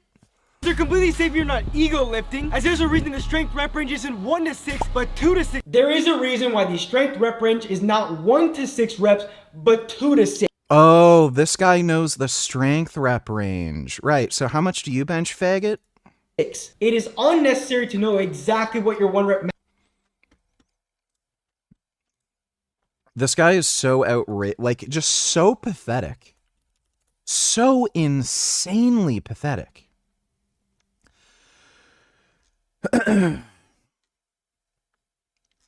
can't even fucking find...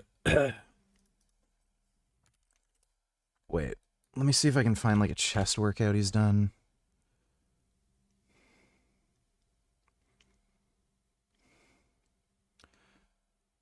Does this guy like it seems like he's afraid of like actually uploading any content where he like works out. I can't even find the most build. So this was the thumbnail, by the way. Joe Lindner. He doesn't even use himself in the thumbnail. Build an aesthetic chest. Oh, really? I guess that's why you weren't in the thumbnail, huh? And the best way to target it is... Oh, wow. Oh, this is great. 155 pounds. Right, so I guess that's why you don't have an aesthetic chest.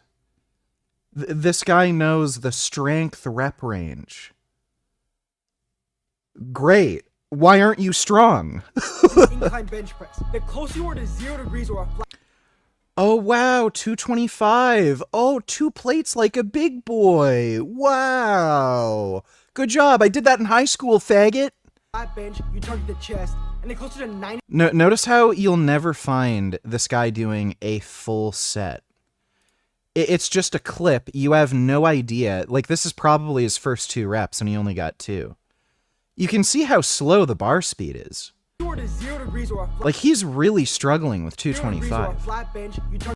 So, like, this guy can't lift. The strength rep range actually starts at 2. And then the most you'll ever see this guy bench is 225. Shit that I did in high school. Max is, you can just calculate it from your 2, 3, 4 rep max. So over a year ago, I predicted this exact situation, and I'm not going to be a nice guy here, because I'm going to tell you the harsh truth like I always do. I'm not going to coddle this Trent twin, because he should take accountability for what happened. And so should Greg Douchehead. I swear I don't know if I'm 100%. Like, again, the hypocrisy is just so fucking crazy. You could say, I told you so, you're going to crash your car in that race. Oh, I told you so, you're going to get hit in the head in your MMA match. Oh, I told you so, you're going to, like, fucking get tendonitis running. Like, again, there's risks in every sport, every athletic endeavor. Like, it's just pathetic. Correct here, he was their coach during this time. And trust me, if I was your coach, I would literally tell you, what are you doing on the bench press? Oh, if you were his coach, right. Anybody wants coaching from you, Mr. I'm a big boy now. I lift weights that high school students can lift. Why do you need all that stuff? Why do you need 3 spawners? I could have prevented this injury if I was a Trent Twins coach, but Coach Greg Douchehead couldn't do it. Just like the Dylan McKnight steroid situation, Greg got it wrong and I got it right. If you didn't know about this, Dylan McKnight stated he was unnatural for a long time and then came out randomly and said that he lied and actually was taking steroids. And Greg Douchehead thought he was a natural, and I said from a long time ago he wasn't natural, and I got it right. And Greg Douchehead is wrong about the Trent Twin situation.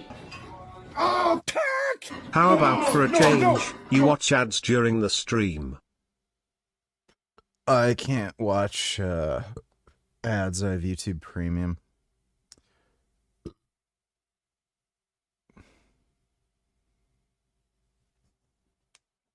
Let me see, SV.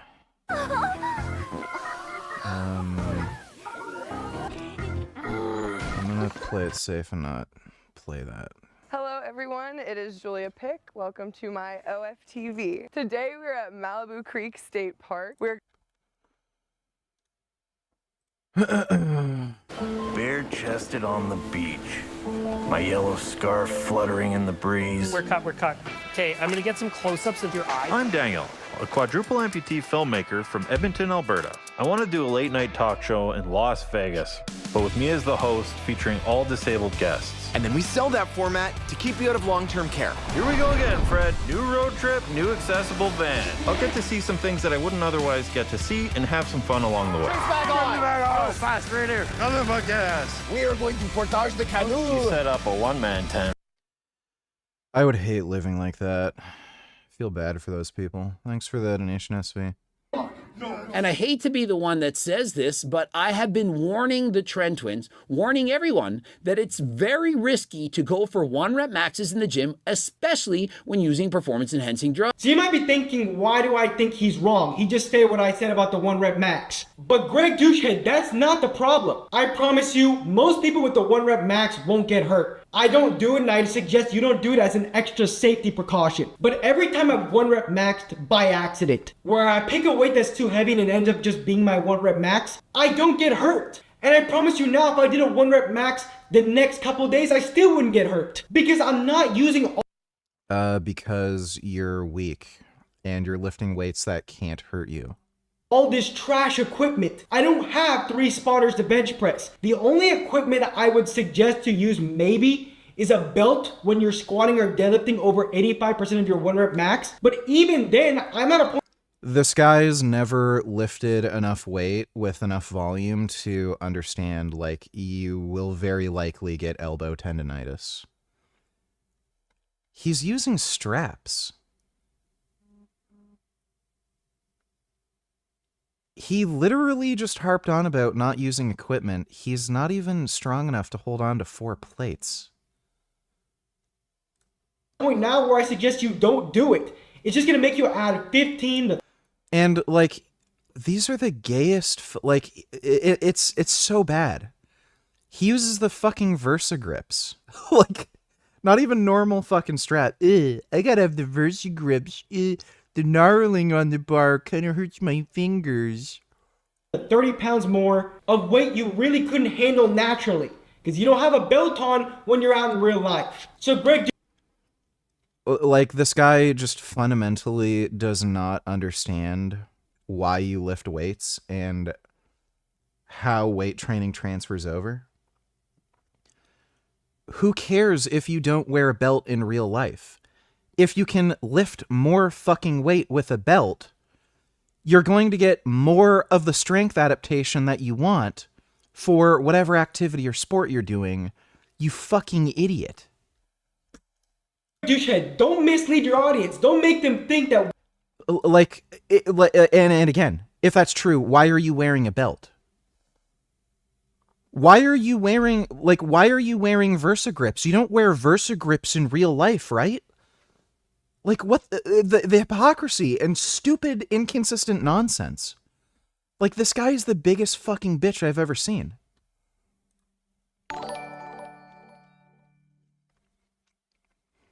SV, don't need $5.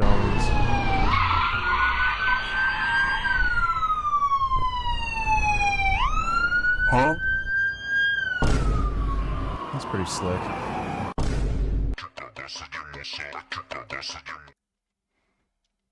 I like how they add audio to make it annoying. Oh. You got deked out.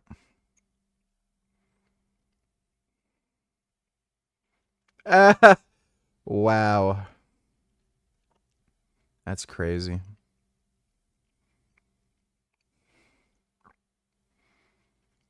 Holy shit. That's great.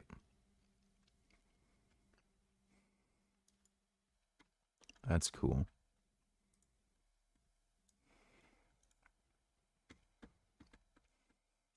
Whenever I'm giving him I give him as much eye contact as possible, and then I just pull one of these every now and then. It works every time. All I need. I don't get it.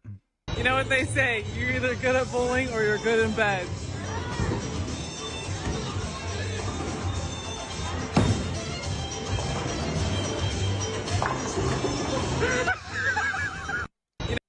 Alright, that answers the question.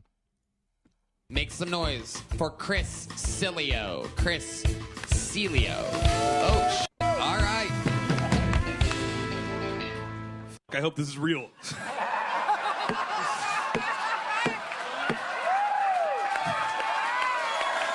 What a hilarious prank that would be. Chris, it's your big break. It's Kill Tony. It's an empty warehouse. Nobody's here. All I did before I went blind was jerk off and play video games. And then God was like, that's enough. Give it up for my roommate for bringing me out here, dude. He's a way better roommate. My last roommate sucked. He just didn't really care about personal space. He would always hang out in my room. So every time I'd go to jerk off, I'd have to be like, hello? Is anyone there? Which, by the way, if you ever hear me say, hello, is anyone there? You have about 30 seconds before I start jerking off, all right? Wow. None of that was funny. Makes literally none of that. Wandering Mason donated $3. Thanks, Wandering Mason. 5% on American goods, and then, just to keep things interesting, restricted exports of rare earth minerals, which are used in basically everything from vacuum cleaners to fighter jets, but mostly vacuum cleaners. This went on for a while, and then both sides appeared to quietly realize that they were running out of things to put tariffs on. So they agreed to a 90-day truce, which is the one currently in effect, and which expires in November.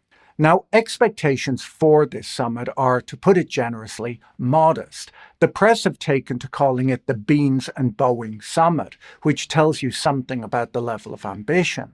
Both leaders arrive at this summit under considerable domestic stress, but for very different reasons. China is dealing with a property sector that has been falling for years and shows no real signs of stopping. Youth unemployment that the government briefly dealt with by not publishing the numbers anymore, and a demographic decline that no amount of government encouragement seems to be fixing. The US president is dealing with the inflationary consequences of his own policies, falling approval ratings, and a military situation in the Middle East that's not going particularly well. So this is the backdrop. Two economies under strain, a temporary truce that expires in a few months, and a summit. A question for you. This is a very important question, Richard. Wow. There's only really one right answer. What do you love more? Joey or pizza? Joey.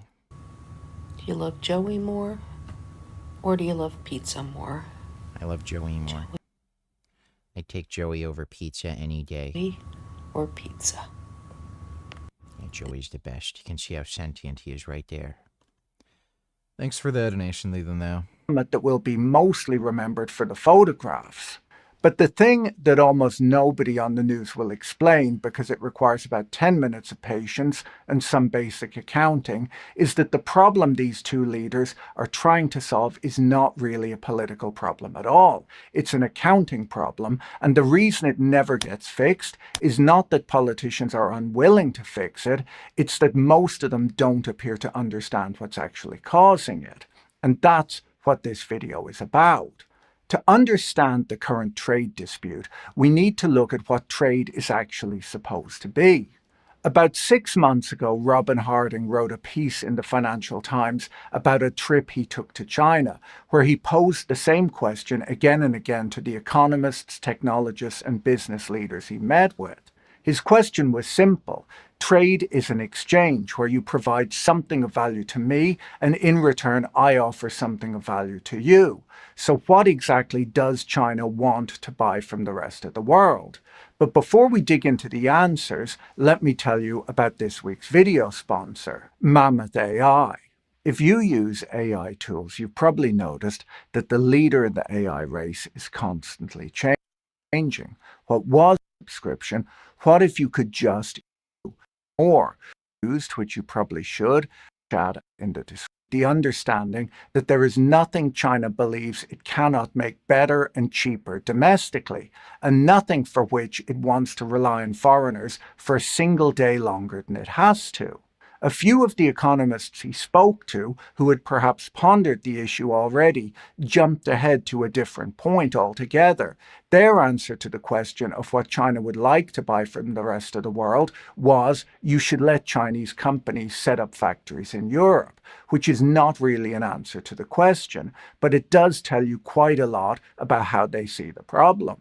Now, to a certain type of politician, this might sound like a triumph of nationalist strategy until you remember how trade actually works. The basic idea, going all the way back to David Ricardo, is that trade is supposed to be mutually beneficial. The entire purpose of selling your goods abroad is to acquire foreign currency so that you can buy the foreign goods that you need. If you accumulate foreign exchange that you never intend to spend, you're not running a brilliant economic strategy, you're just collecting pieces of paper. And if your goal is to systematically put the rest of the world's manufacturing out of business, you eventually run into a problem. Your customers won't have any money left to buy all of the goods that you're hoping to sell them. This makes no sense. It's the equivalent of a town's baker aggressively pricing the butcher, the brewer, and the candle maker into bankruptcy, and then looking around a few years later. Oh, Wandering Mason donated $3. Thanks, Wandering Mason. SV donated $5.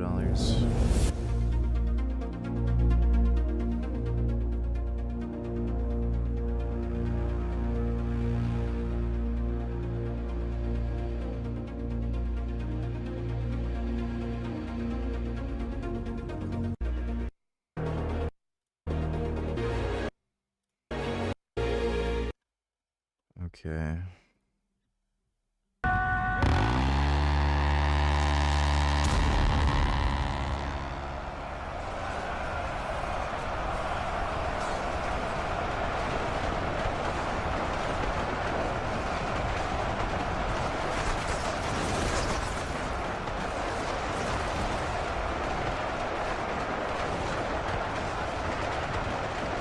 That's what they should do in Gaza. Why don't they do this in Gaza?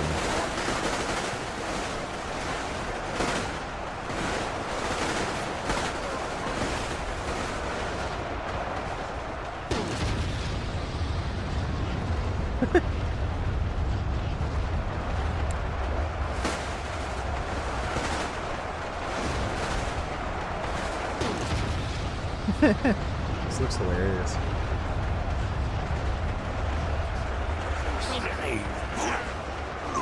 No, it didn't send a video. There's no link.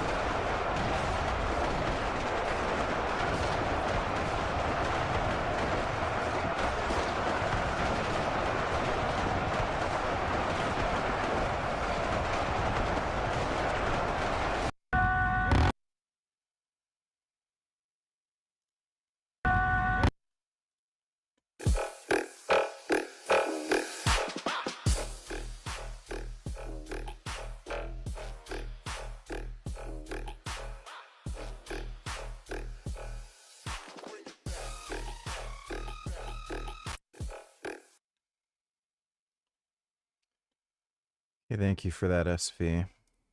Wondering why nobody in town can afford bread. During the first China shock in the early 2000s, China's exports surged, but so did their imports. They were buying up the sophisticated equipment needed to build their factories. Today, as Samira Keynes pointed out in the FT, China's import volumes are comparatively anemic. They are selling, but they're not buying, which raises a fairly obvious question. If the strategy eventually makes everyone poorer, including yourself, why would you do it? To understand why a country would do this, it helps to look at the work of Michael Pettis, a finance professor at Peking University and a senior fellow at the Carnegie Endowment. Pettis has been writing about this for years, and his core argument is that trade surpluses and deficits are not really caused by trade policy. They're the automatic consequence of domestic savings and investment decisions. Here's what he means by that. When a government suppresses household income through low interest rates on savings, an undervalued currency, weak labour protections, and other policies that effectively transfer wealth from ordinary people to the state and to manufacturers, it forces up the national savings rate. Households earn less than they produce, so they can't consume enough to absorb everything the economy makes. This is what economists call financial repression, and it's the mechanism by which countries like China, and before it Japan and Germany, subsidize their industrial growth at the expense of their own consumers. Now, all of that excess saving has to go somewhere. It goes into investment, and building infrastructure that you actually need does generate real economic growth. But once your investment exceeds your productive needs, once you've built enough high-speed rail and enough apartment blocks, continuing to invest doesn't create economic value. It destroys it. The money is spent, the GDP figures look impressive, but the underlying projects generate less value than they cost to build. The difference shows up as debt. President Xi has reportedly spent a good portion of his career studying Japan's lost decades. Apparently, he found them inspiring. In the 1980s, Japan suppressed consumption to fund investment-led growth, built spectacular infrastructure, achieved extraordinary technological advances, and was widely expected to overtake the United States. Then, the debt caught up with them, and they spent the next 30 years dealing with the consequences. Pettis argues that the only way out of this is to shift from investment-led growth to consumption-led growth. You have to stop subsidizing factories and start giving money to households so that your own citizens can actually afford to buy the things your economy produces. But politicians generally hate doing this because shifting wealth to households means that the state has to give up control over where capital gets allocated. So rather than making that difficult choice, they keep subsidizing production. The domestic consumers can't absorb the output and the excess has to go somewhere. It goes abroad as a trade surplus, not because anyone planned it that way, but because the accounting leaves no other option. So, if China is producing vastly more than it can consume and doesn't want to buy anything from the rest of the world, who is absorbing all of this excess output? Well, let's look at who else is at the table. Europe is running a trade deficit with China of roughly 1 billion euros per day, which is a number that sounds made up but isn't, and is driven by a massive imbalance in manufactured goods, particularly electric vehicles and electronics. The EU is simultaneously trying to deregulate its own economy. A recent survey found that German firms alone had hired an additional 325,000 people over 3 years whose entire job was to tick regulatory boxes. Europe is also preparing legislation that would force Chinese companies to hire European workers, buy European components, and transfer their technology as the price of market access. This is, of course, exactly what China did to Western multinationals a generation. No, didn't see Nganyu's fight, and really don't care. He's basically retired at this point. Ago, and Chinese officials have apparently noticed the similarity. They're not finding the imitation flattering. But Europe is not absorbing all of this happily. The EU's trade commissioners compared Europe's dependency on Chinese minerals to its former reliance on Russian energy, and has warned that without action, Europe risks losing whole sectors of industry within a couple of years. The IMF estimates that selling goods across EU borders costs firms the equivalent of a 44% tariff on goods and a 110% tariff on services. These are not tariffs imposed by a foreign adversary. These are tariffs the EU has imposed on itself through paperwork. The EU has essentially conducted a trade war against its own economy and impressively appears to be winning. So Europe is already uncompetitive, and it's now being flooded with cheap Chinese goods on top of that. This is not a combination that ends well for European manufacturing. That leaves the United States. The US has the deepest, most liquid, and historically best governed financial markets in the world. When surplus countries like China and Germany suppress domestic consumption and generate excess savings, those savings have to go somewhere. And roughly half of the world's excess savings end up in American financial markets, not because Americans invited them, but because there's nowhere else for that volume of capital to go. Now, here's where the accounting gets important. When foreign capital flows into the United States, the US must, by definition, run a corresponding trade deficit. This is not a choice, it's a balance of payments identity. The foreign money is being used to buy bonds and financial assets, not goods. The US becomes the consumer of last resort for the global economy, not because it wants to, but because the accounting leaves no alternative. As Pettis puts it, the US doesn't fund its trade deficit, surplus countries force it to run one.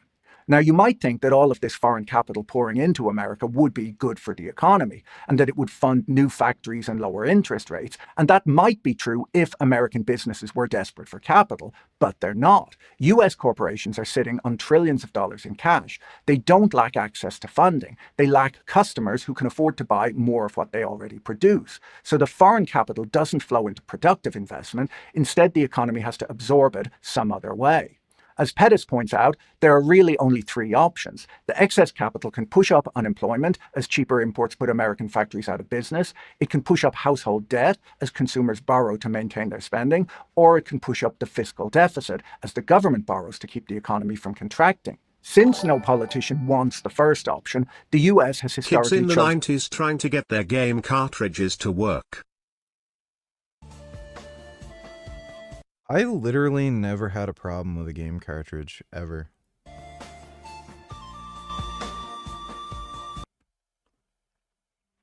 Never had to do that. Brazen robbery. Calling the police! Call the police!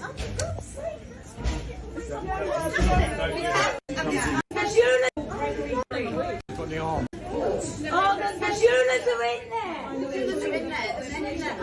He's attacking him now with a Oh, they're stealing jewelry?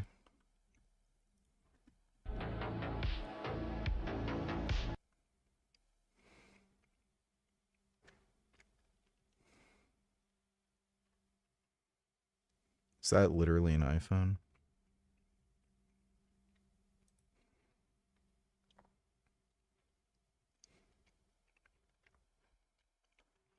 Thanks for the donation, SV.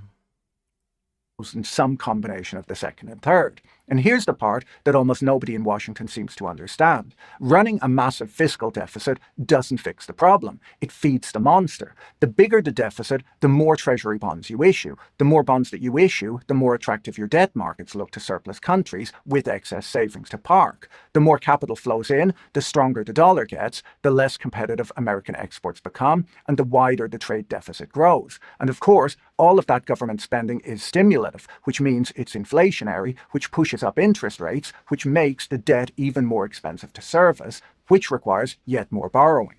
It's a feedback loop, and it's one that no amount of symmetry in Beijing is going to break. Now, being the consumer of last resort has not been entirely unpleasant. The US economy is remarkably productive. Labor productivity has been growing at about 2% a year over the last 5 years, the fastest rate in 2 decades. Cheap domestic energy means Americans pay about half what Europeans pay for electricity. The US economy is flexible, dynamic, and has been absorbing these imbalances for decades without anything obviously breaking. But the bill has been accumulating. A few days ago, the FT reported that the US government sold 30-year debt at a 5% yield for the first time since 2007. Financing the growing national debt is getting meaningfully more expensive. In a video a couple of weeks ago on inflation, I discussed how the US Treasury, under Scott Bessent, has been funding long-term obligations with short-term borrowing, a strategy that the economists Stephen Moran and Nouriel Roubini described as activist Treasury issuance and compared to stealth quantitative easing. Bessent, as it happens, criticized Janet Yellen for doing exactly the same thing before he took office, and then adopted the strategy himself, which is the Treasury Secretary equivalent of mocking someone's cooking and quietly asking for the recipe. This is essentially a massive bet that long-term interest rates are going to come down, which seems like a rather aggressive gamble when you consider that the US government is simultaneously pursuing tariffs, running a massive fiscal deficit, reducing the labor supply through deportations, pressuring the Federal Reserve to cut rates, and fighting a war in the Middle East that has driven up the price of fuel and fertilizer. It's not entirely obvious why long-term interest rates would fall while the government is actively engineering inflation. Betting that rates will come down while you borrow $1 trillion a quarter to fund a trade war is a strategy that relies heavily on optimism. None of this is a new problem. As Martin Wolf pointed out in the FT this week, clashes over how to adjust these imbalances have reoccurred roughly every 2 decades: the 1920s, the 1960s, the 1980s, 2008, and now. The 1920s version ended with a global depression and a world war. The 1980s version was resolved through the Plaza Accord, where the major economies agreed to coordinate their exchange rates. The 2008 version was resolved by, well, a global financial crisis. So the two available options appear to be international cooperation and economic catastrophe, and historically we've tended to go with the second one. Economists have understood the structural problem since at least the 1940s. As Darragh McFadden outlined in the FT last week, when the global financial architecture was being designed at Bretton Woods, Keynes proposed a system built around a neutral international currency that he called Bancor. The key innovation was that it would penalize countries for running either persistent surpluses or persistent deficits, forcing both sides to adjust. As the economist Robert Triffin later pointed out, when a genie says he'll give me infinite wishes, but I have to fuck my bro. No! No! No, not me! Why are you coming to me? No! No!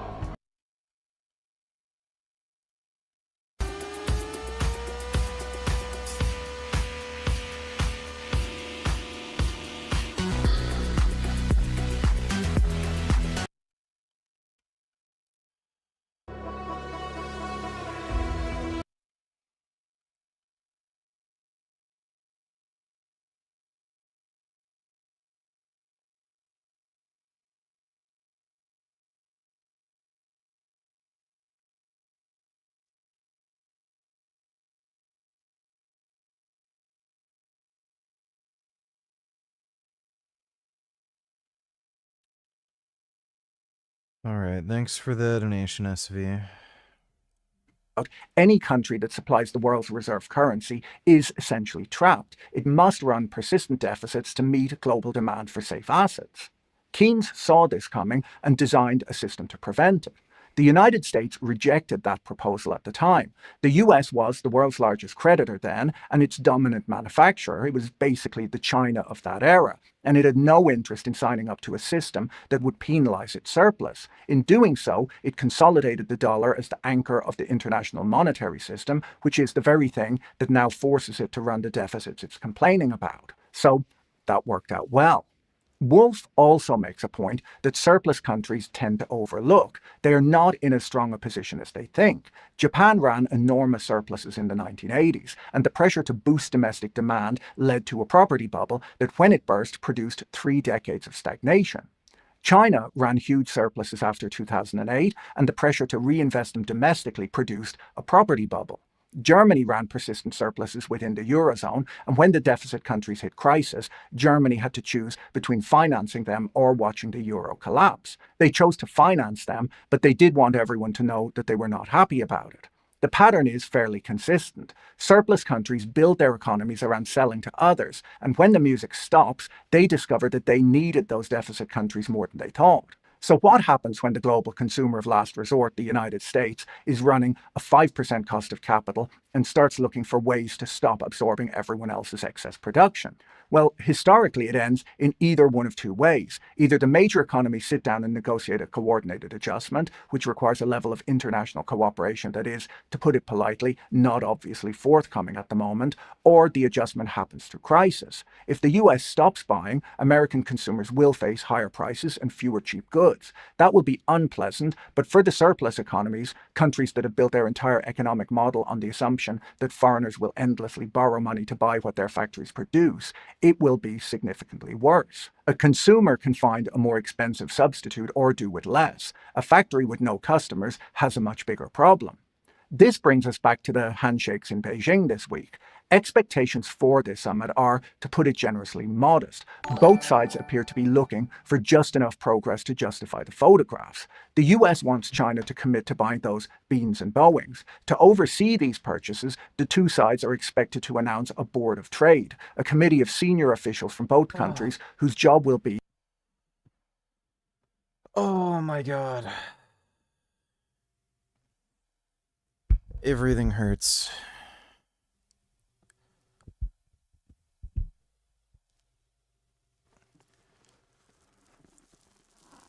SV, donate $3.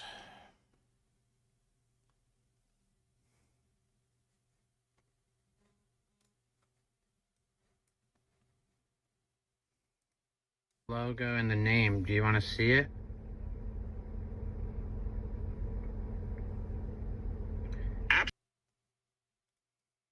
Hey Adam, what's something that's not illegal but feels like it should be? Pharmaceutical ads. Hey Baram. Yeah. What's something that's not illegal but feels like it should be? The revolving door between government agencies and companies where they hire people from the government to work at the companies who've been overseeing those same companies. Hey Michael. Yeah. What's something that's not illegal but feels like it should be? There are clauses in contracts with like utilities or cell phone companies or cable companies, anything like that, that require any lawsuits against them to be done by arbitration, so that these little $10 surcharges or banks charging excess amounts for loan checks and stuff like that, you can't do a class action. You can only sue for like your $20 or $75 can only be done in an arbitration and not in court. And the arbitrators are generally pro-industry. So they're doing these little surcharges multiplied by millions into billions of dollars or hundreds of millions of dollars for the company with no recourse. Hey Adam. Hello? I have just one question for you. Are you ready? Am I ready for what? Who's this? Are you ready for this Sunday night when WWE champ John Cena defends his title in the WWE Super Slam? Right now you can order this awesome pay-per-view event for just $59.99. I'm sorry, no, there is not any chance in hell that we're ever going to have wrestling in this house again. But thank you, but no. Have a good day.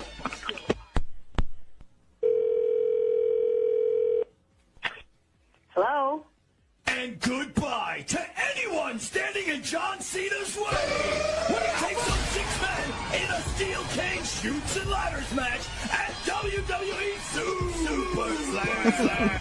Order now and save $10 with a low price of just $49.99. Sir, you guys just called me, and as I mentioned before, we're not ordering this, so please stop calling my house. Thank you and goodbye.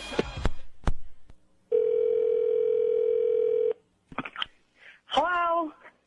Hi, can I speak to Champ? Who? Champ? Is Champ there? Who is Champ? That question will be answered this Sunday night! Listen, hey, sir, you can't quit calling my house. The Undertaker! Quit calling me. CM Punk and even Triple H and The Big Show in a spit-swapping makeout match. WWE Super Listen, Slam. hello? Why Hello? does she Can you keep stop picking screaming up? in your little sirens and whatever that is? Can you knock it off for 5 seconds? Not interested. Stop calling my fucking house.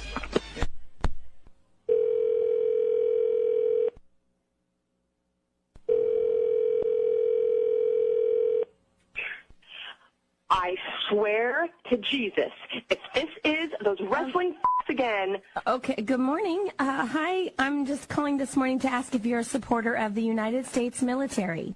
Oh my God, I apologize. We've been getting calls all morning. I apologize, and yes. Fantastic. Yes, I am. Great. Are you a supporter of the Marine Corps? Yes, absolutely. Good. Absolutely. Great, because a former decorated member of the United States Marine Corps needs your support. And his name is John Cena! Get in the ring and put boots to asses! This Are you weekend. kidding me right now? That's a good one. That one was good. Some prank calls are funny. Thanks for the donation, SV. To make sure that China actually follows through this time.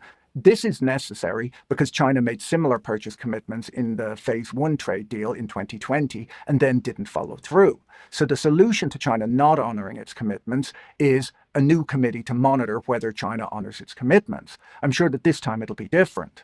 Now, the Board of Trade will sit alongside the already existing Board of Peace, which was established earlier this year to promote peace building, which Trump will chair for life. So we now have a Board of Peace and a Board of Trade, and all we really need next is a Board of Good Intentions, and we'll have the complete set. There's also the small matter that Trump arrives in Beijing having largely been disarmed by his own courts. In February, the Supreme Court struck down his IEEPA tariffs, the ones he had been raising and lowering on a near daily basis last year. He immediately pivoted to a different legal authority, Section 122 of the Trade Act, which allows temporary tariffs to address balance of payments crises. Last week, a federal trade court ruled those ones illegal too, on the grounds that the US is not actually experiencing the kind of balance of payments crisis the law was designed for. The administration is appealing, but the tariffs expire in July regardless. A third set of tariffs under Section 301 is being prepared, but those investigations won't be complete until the summer. So the US president is sitting across from Xi Jinping at a negotiating table, and his most prominent negotiating tool has been taken away from him by his own judiciary twice. His domestic position isn't helping either. Approvals ratings are at 34%, the lowest of his second term. And with midterm elections in November, Republican members of Congress are not exactly lining up to support inflationary trade policies in an election year. Several were reported to have quietly celebrated when the Supreme Court struck down the tariffs. Xi Jinping will be aware of all of this. When your negotiating counterpart's own party is relieved that your signature policy has been overturned by the courts, it does somewhat reduce the credibility of the threat to bring it back.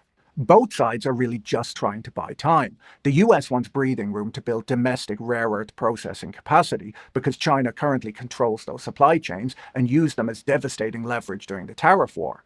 China wants time to develop its semiconductor industry and reduce its dependence on Western technology. And Xi has his own grievances to raise too. China imports roughly 40% of its oil through the Strait of Hormuz. So the American military situation in the Middle East is not just a US political problem, it's costing China money, and Xi will want to make sure Trump knows it.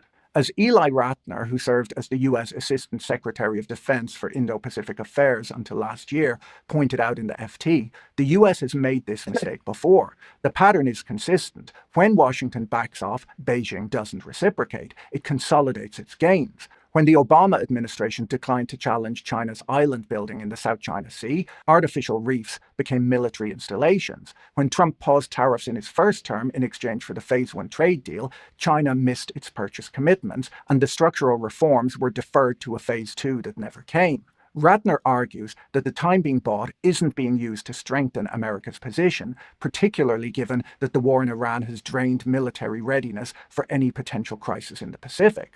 And all of this will happen while the much larger geopolitical issue, the future of Taiwan, hovers in the background. A senior Taiwanese official told Bloomberg last month that what they fear most is being put on the menu at a Trump-Xi summit.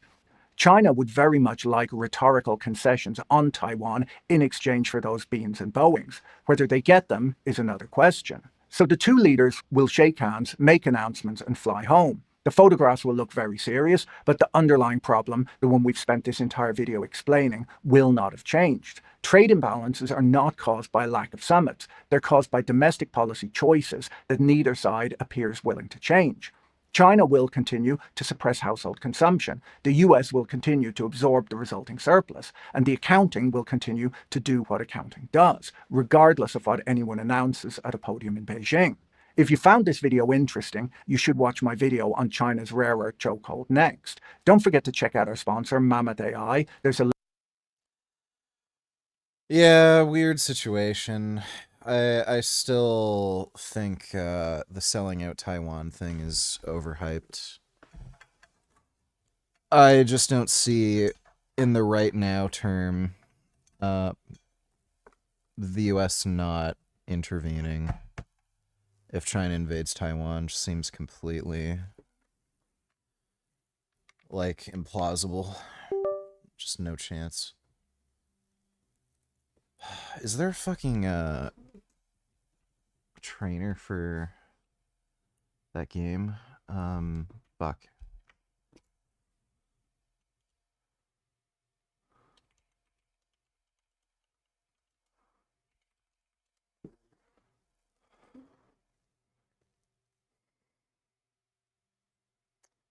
Stealth mode, yes, we need that.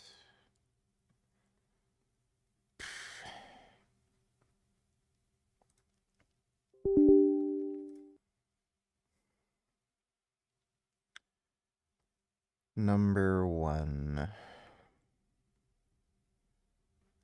Alright. Probably should have started that game with that trainer, because, would have been way less of a pain in the ass. Way fucking less.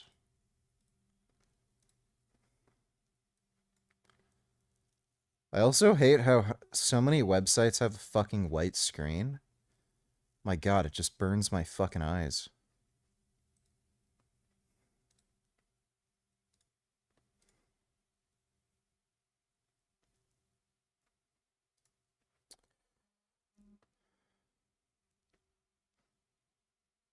Fuck.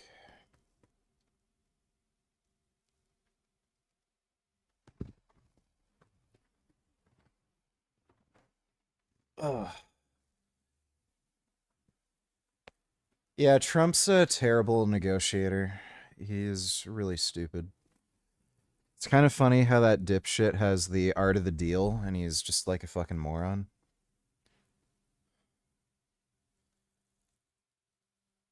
That annoys the shit out of me too when porn websites have the white screens. Like, give me a fucking break.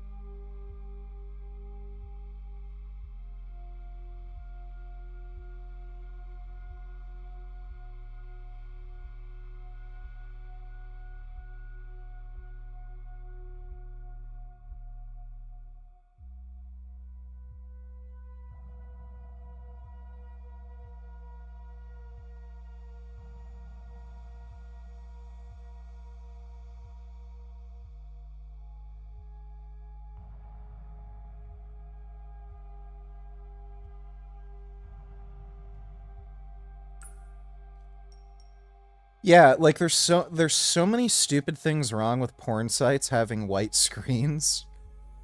One, like it's bright, so like people will like fucking see you doing something in a room if it's like dark, which is just annoying. It also just burns your fucking eyes and just makes watching all that shit just that much more fucking annoying.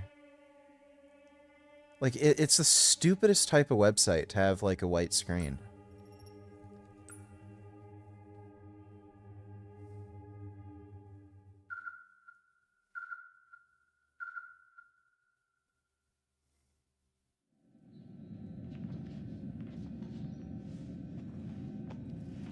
Sweet dreams, everyone.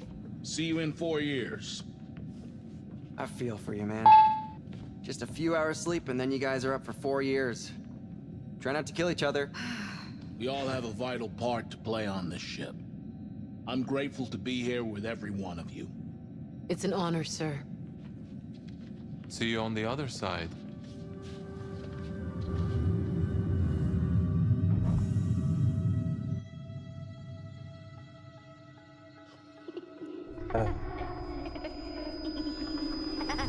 Daddy, look at me. I'm flying. I'm a spaceman. Never forget why you started.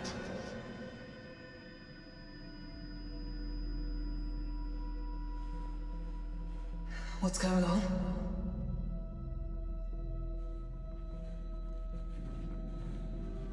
Follow me, please. All neural downloads successful, Mr. Williams. Neural upload commencing.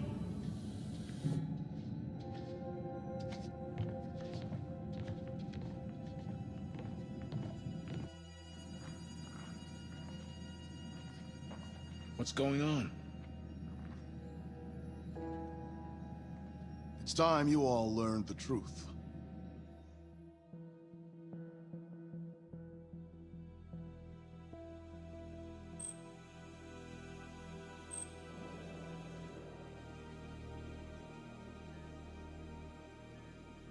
This mission was it, you know.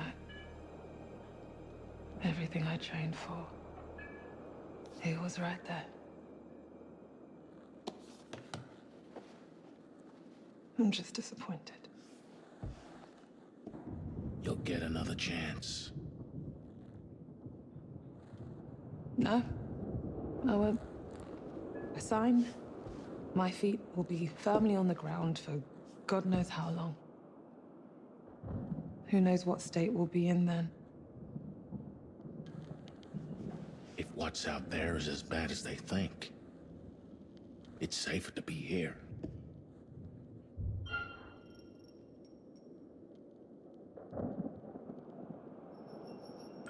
This me is safe. But what about the others? They're not really you. They are me, Stafford.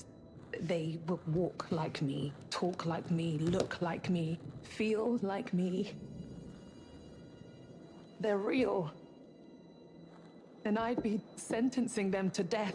Dreamlabs isn't working for you? This is bigger than you, bigger than me, bigger than all of them. What you are signing up for is not the mission you thought. It's more. If this works, humanity is So safe. they're all cloned. But does that mean I can't think about how I feel? It's up to me what I do. A reminder that curfew has been pushed up by 2 hours. But rest assured, live coverage will continue. Stay tuned here on Channel 22 to follow this historic launch, live from the comfort of your own home.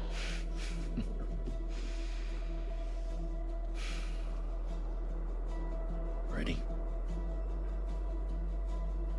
Make a wish.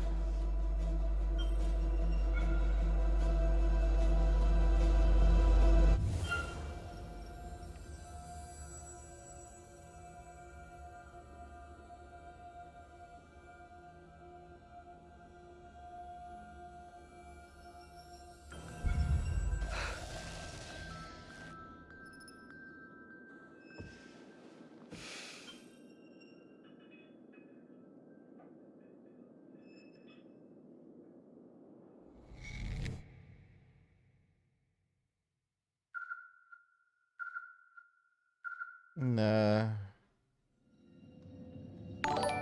Yeah, the only gameplay is like bullshit. Now I know why the astronauts are DEI hires, because if they were competent astronauts they would be smart, figure it out and possibly get back to Earth or something, but the whole point is for it to be a one-way trip and sacrifice them, so it's not woke. Yeah, I guess. Thanks for the donation, Dodo.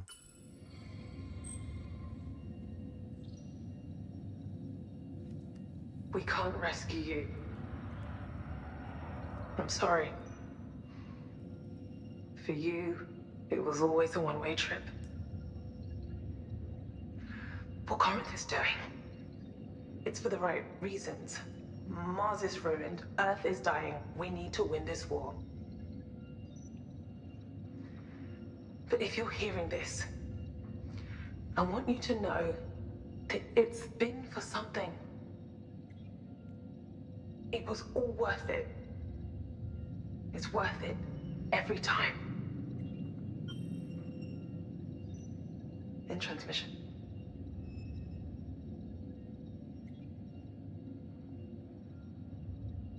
All those missions. She said we all agreed to this. All of us. So, we just die for them? Like fucking cattle. It was always a risk that you would learn the truth. You were not the first crew to do so. There are protocols in place that I can deploy to ease your distress. Protocols? I am authorized to assist with safe cell termination if you desire. There will be no pain. No pain? Are you saying there's no way out? Escape from the cycle is impossible. I'm sorry. How did they clone us? Young said it happened when we were in the pods. That's correct. The synthetic bodies you are using now were grown using your own DNA. When your original selves entered the pods, your memories were copied and uploaded to these bodies. In each cycle, as far as each crew knows, they are flying off to Tau Ceti F for the first time.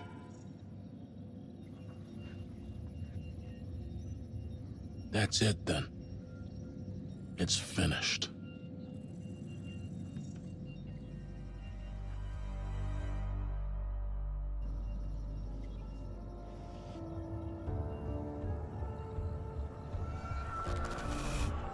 But I know what I saw.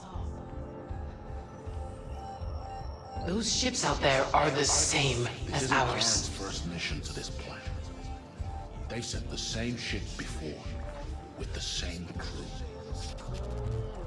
We're all Same clones? I don't understand. Are you fucking kidding me? You're wrong. It can't be true. It doesn't make any sense. I don't understand. Let's get this fucking over with.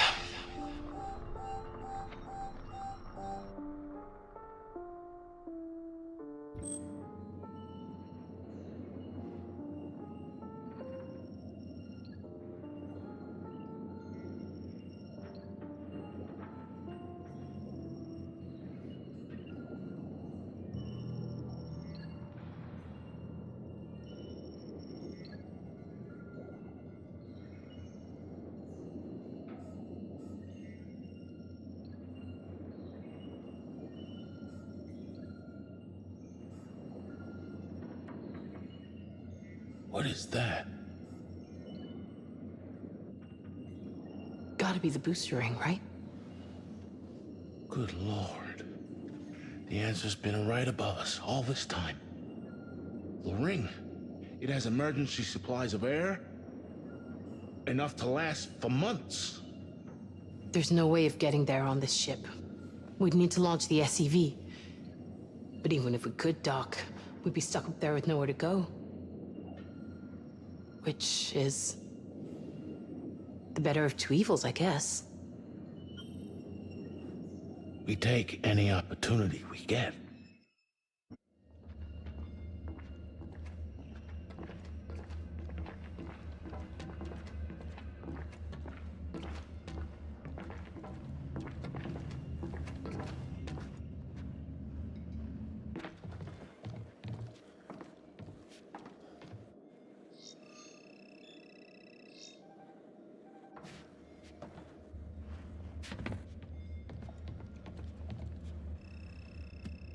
Warning.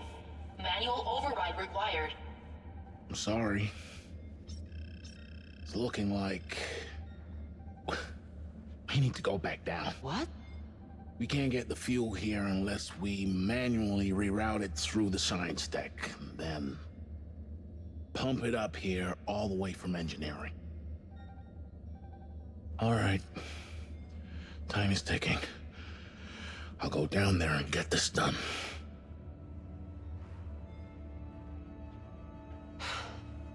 I'm not letting you go alone.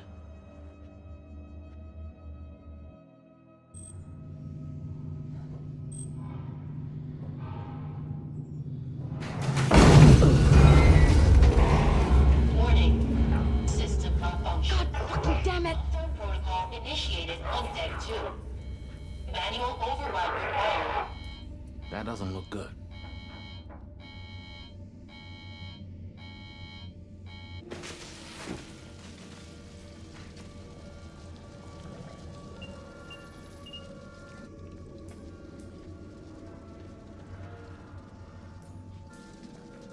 We're not going anywhere till this is unblocked. Here.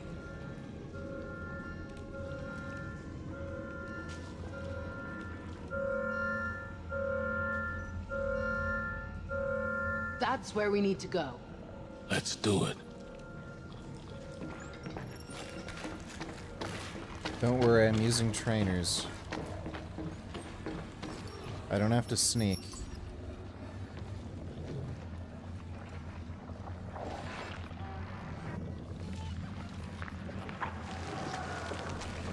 Shit, there's one of them there.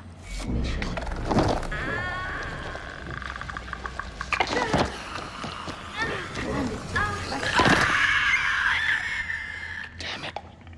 How do we get past that thing?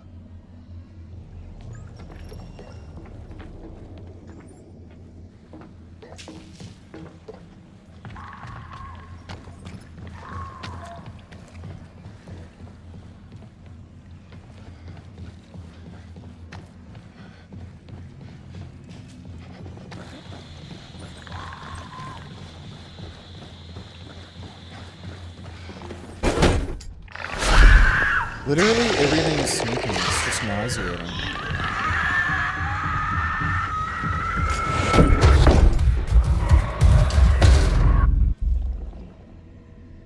Eat shit! Come on. We don't have much time. Threats alive. Seek alternative air supply immediately.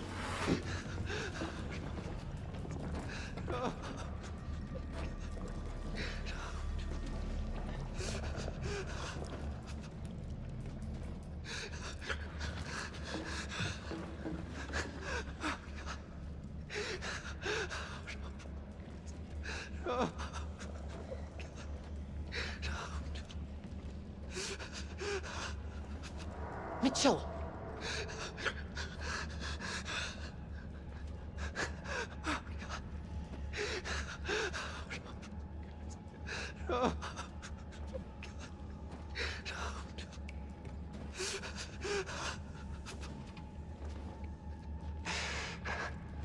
I did everything right.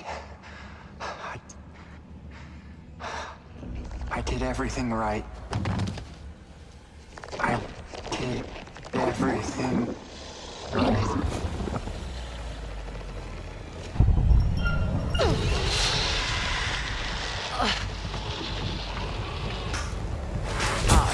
Shit. No, no, no, no, no, no! Cooper!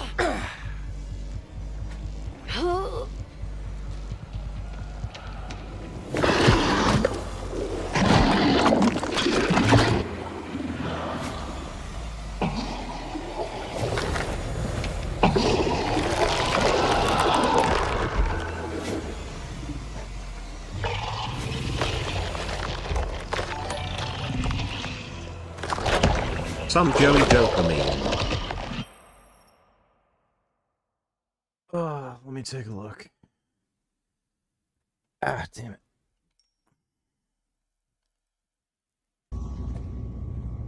Oh. You can see the sentience right there.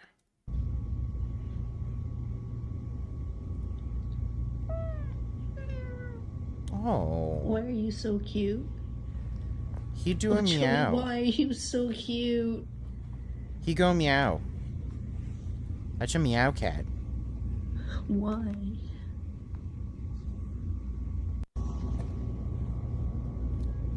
Yeah, that's really good. Thanks for the donation, Ethan, though. Instant attack cooldown. Max flashlight brightness. Yeah, I think the stealth mode's all we really need.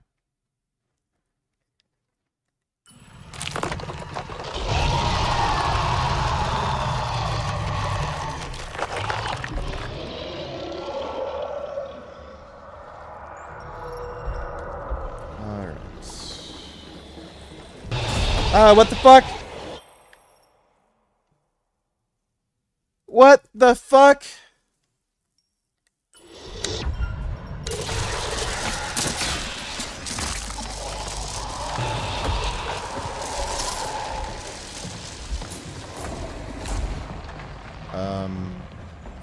Where are we going?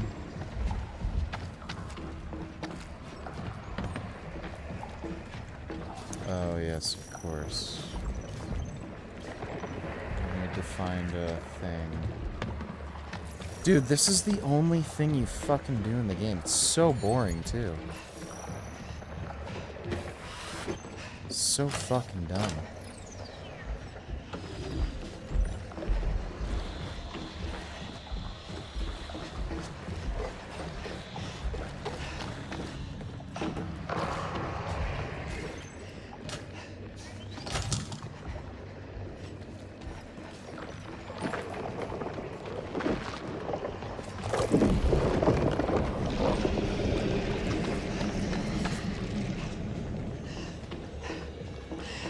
Where are we going?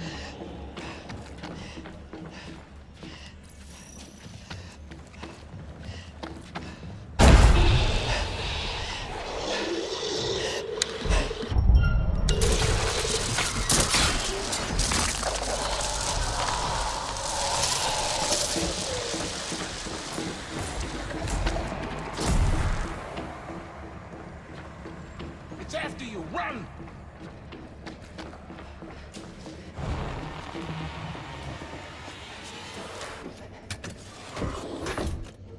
You okay?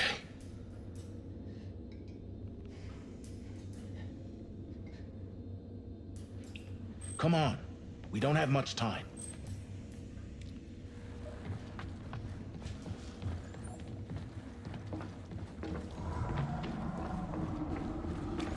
What was that? Whatever it was, it sounded big.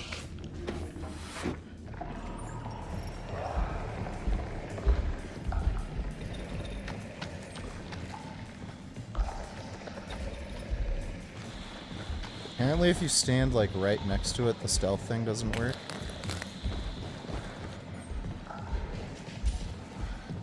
Oh great, another battery. Oh gee. Oh boy. What do you know? Oh my god. Fucking bitch. It's the stupidest...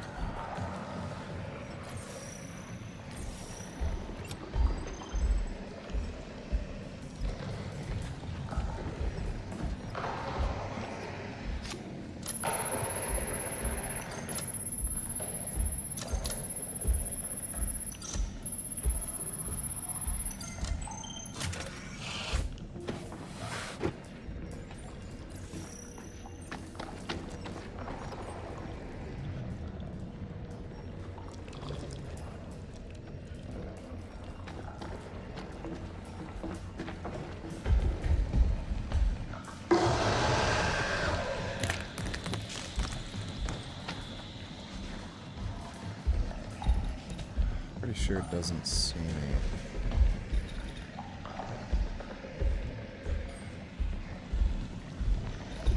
Just worried about getting too close to it, and it's pretty close.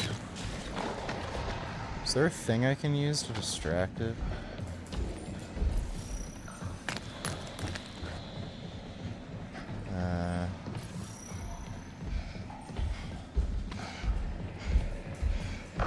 It's like right there. Fucking move. Oh my god. Dude, this is so dumb.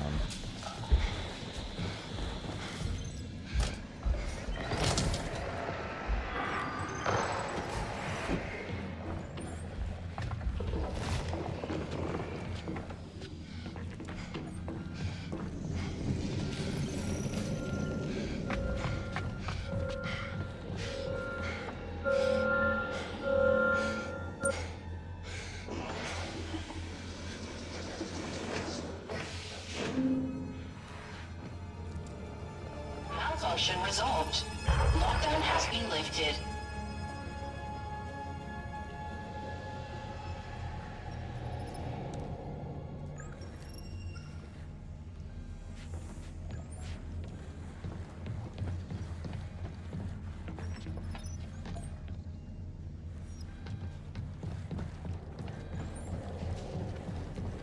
Come on, get to the elevator.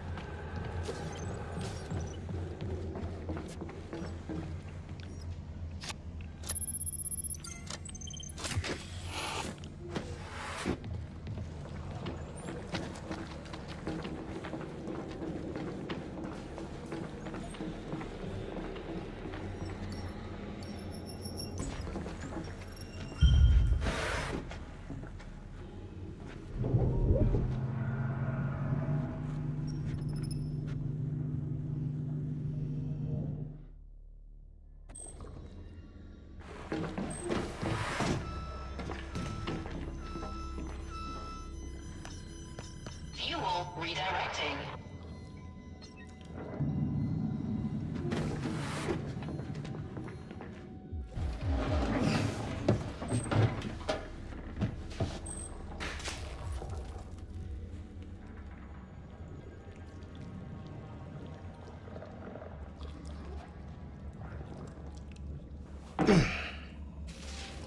Fuel cell critically unstable. Urgent depressurization required.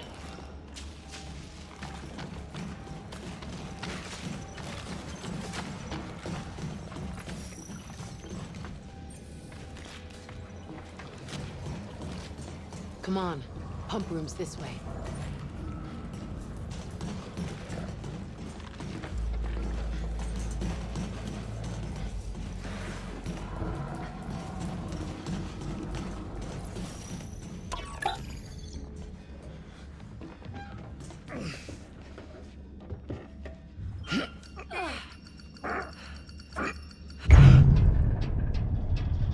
But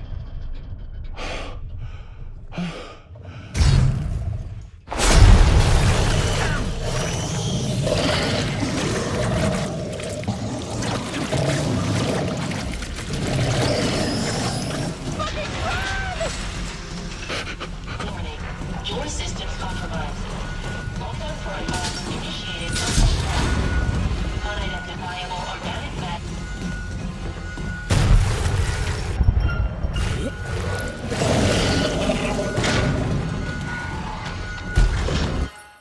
wait, I think there's a thing to prevent me from fucking this up.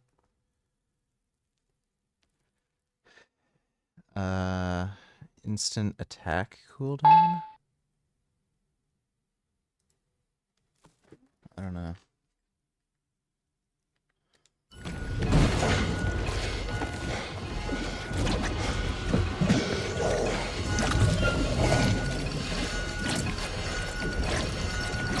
Oh my god.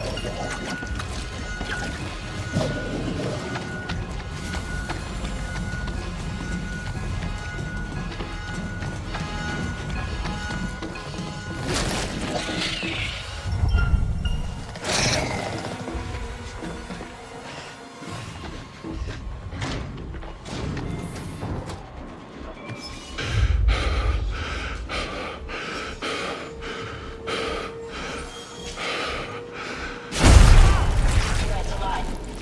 Seek alternative air supply immediately. Get out through the reactor. Move!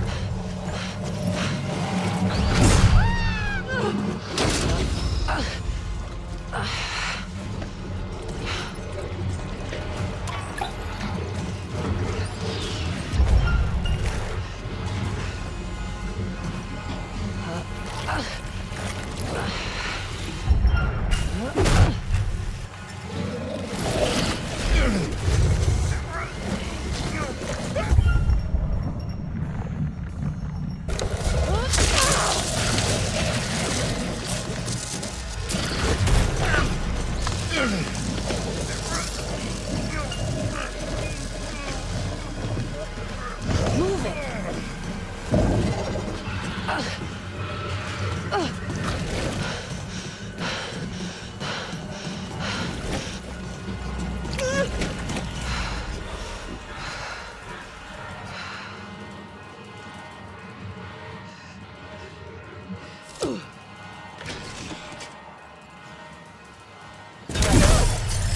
Seek alternative air supply immediately.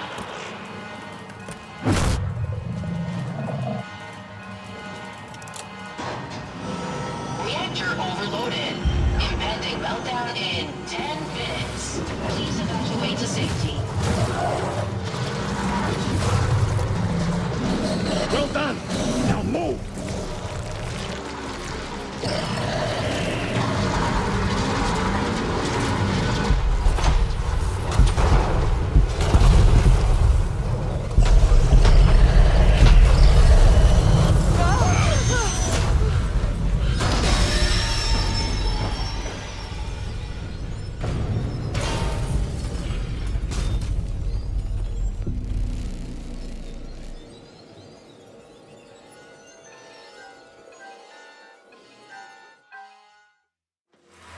Reactor overloaded.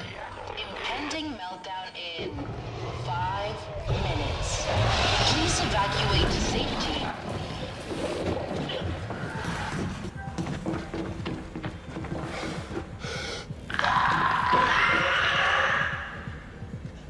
Come on! We need to go!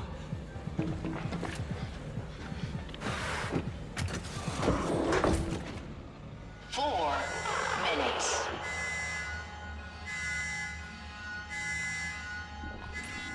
Fuel level 79%.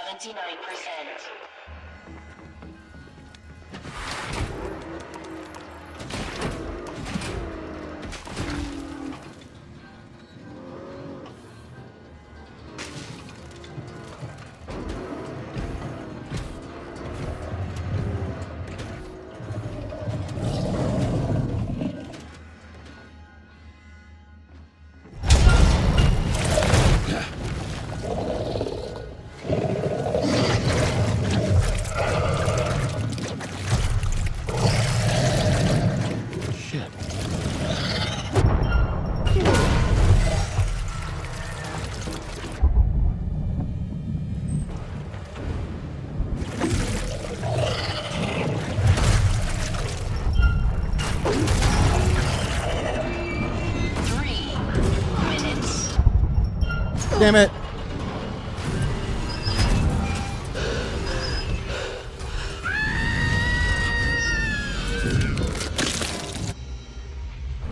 God damn it! Is that the wrong button?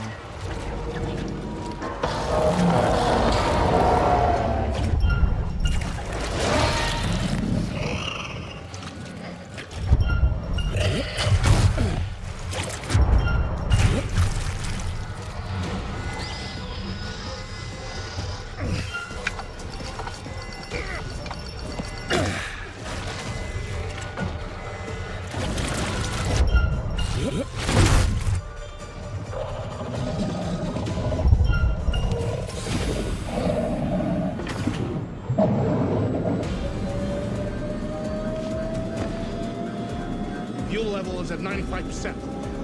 Target locked. 2 minutes. Move, goddammit!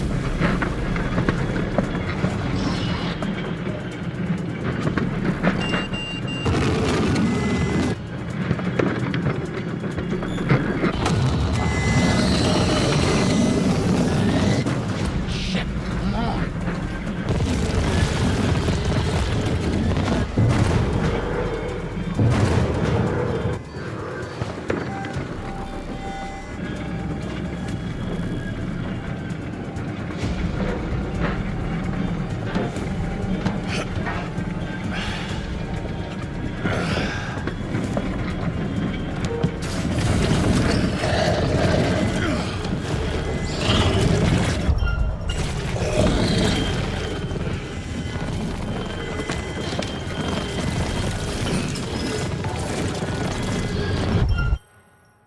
I don't think you could get a worse ending.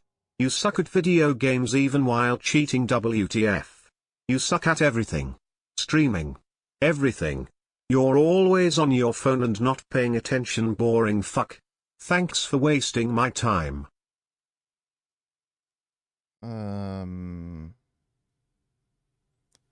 Okay, thanks. Appreciate the donation.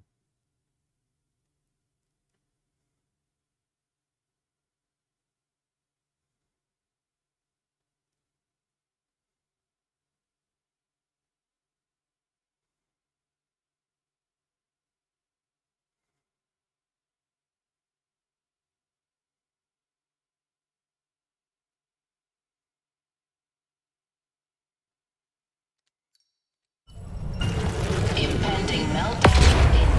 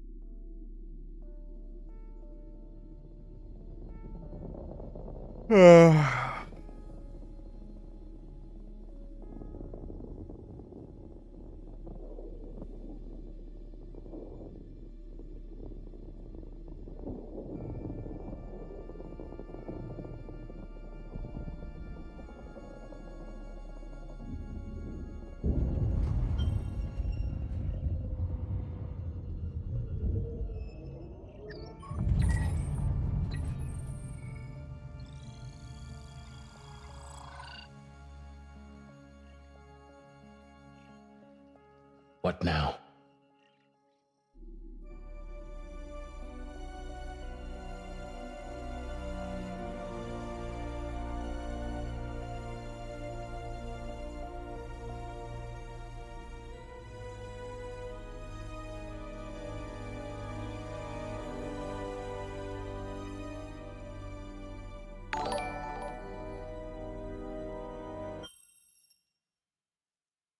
Dwayne Johnson donated $2. What's your stance on using ChatGPT to understand and research things? Is basically no different than Google, right? If you have to ask that question, there's no point in giving you an answer because you're fucking stupid. Thanks for the donation, dude.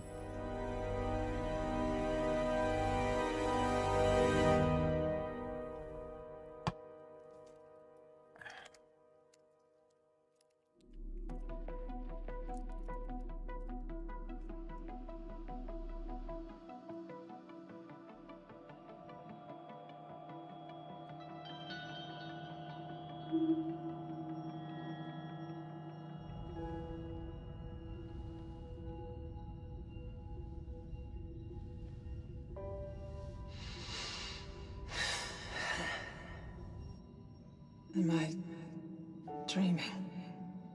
Take it easy, young. It takes a few minutes for the body to adjust to wake up. Vitals are looking good. Oxygen saturation 95%. Everything seems to be in working order. If you don't mind, please look up for me. Excellent. That should do it. Take it slow.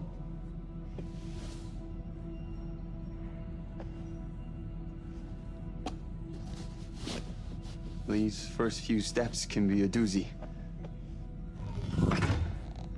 I still don't Alright. understand how gravity works in this game. Dwayne Johnson, Ray Tillers, okay, so how can I not be stupid? I want to be smart like you. Well, you're fucked. Your parents gave you the dumb genes. Thanks for the donation, dude. Looks like you could use one of these. Thanks, Sims.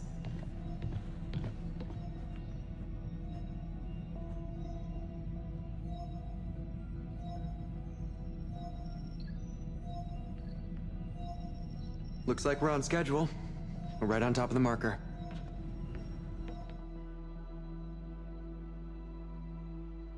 It's beautiful out there. Sure is. You ever think what you might have been if you weren't a pilot? Not a chance. This has always been it for me. Goddamn right. I could do this forever.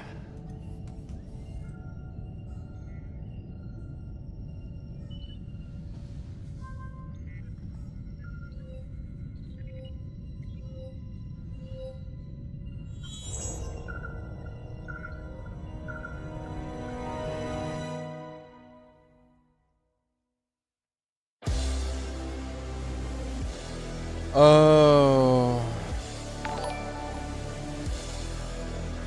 Richard isn't smart.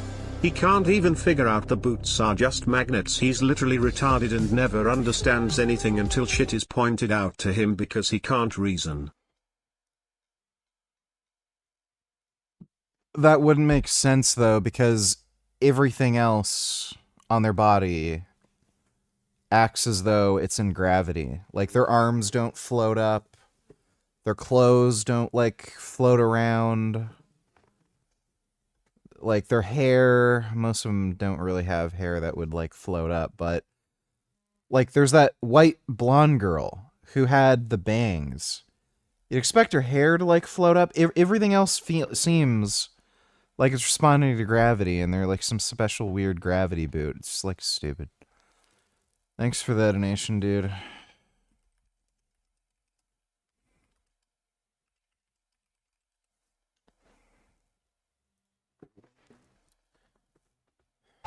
Three minutes.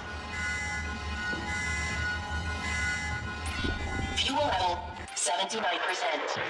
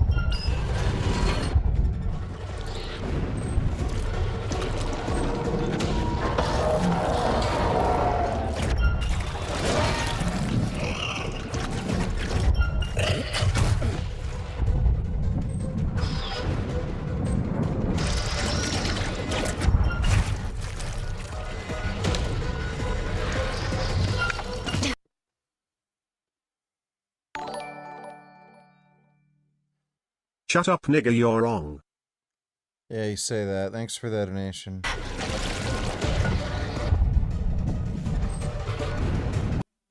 I'll skip through some of this.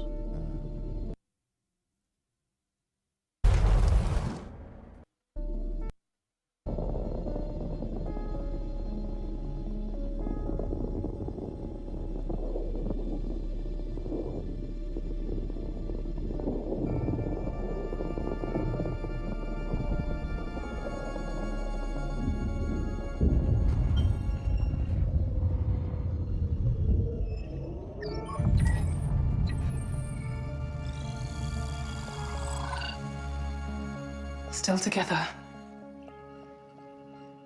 Knew I couldn't get rid of you.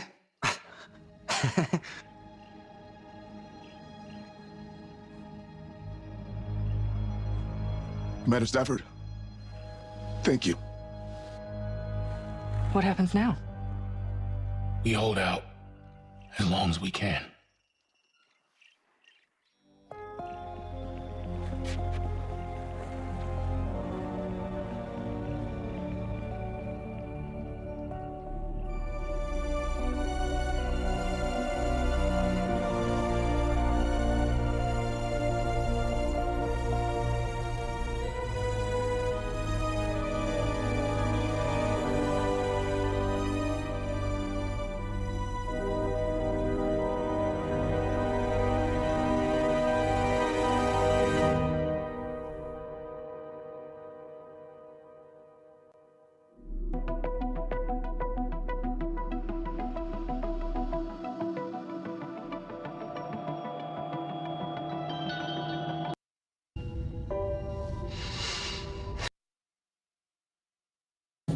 Take it slow.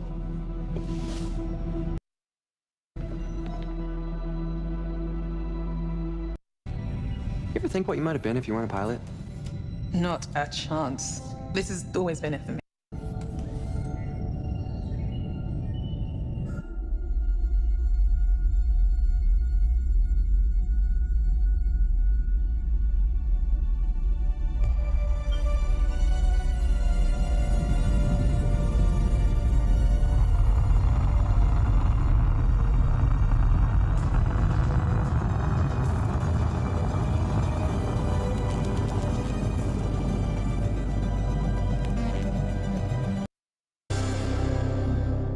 Skin in this game, that's my job. But if I had any skin in this game, it would be to get this crew home safely, so we could get you to your new home. If this mission fails, it could spell the end for the human race.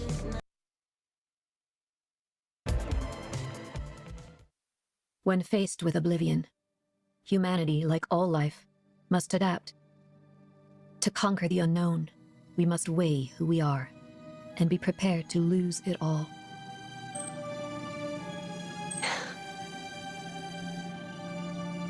Cycle 13 was a significant milestone for the program. For the first time, the lifeform intercepted the Cassiopeia outside orbit. The clone crew survived the crash and managed to broadcast a message. It was a warning. Despite everything that happened, they put humanity first. On my orders, Williams deployed a neural control compound onto the planet's surface, but it failed to establish control over the lifeform. Given more cycles, this could become a viable path.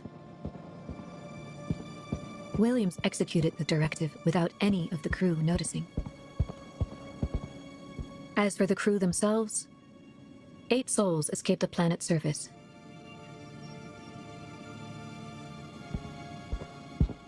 They sought refuge in the Cassiopeia's booster ring. Better to die in space than fall victim to the lifeform.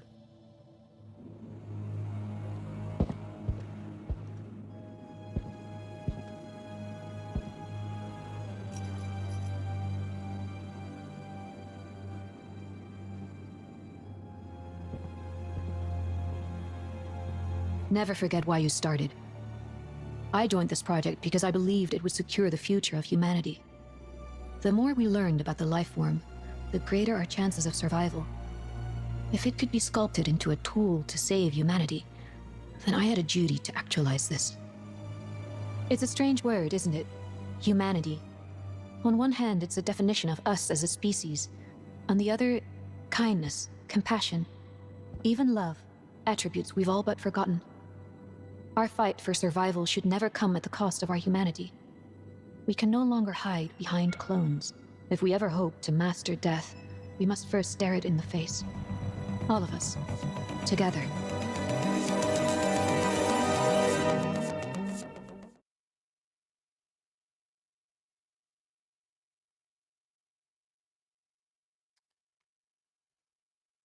That was not worth it at all.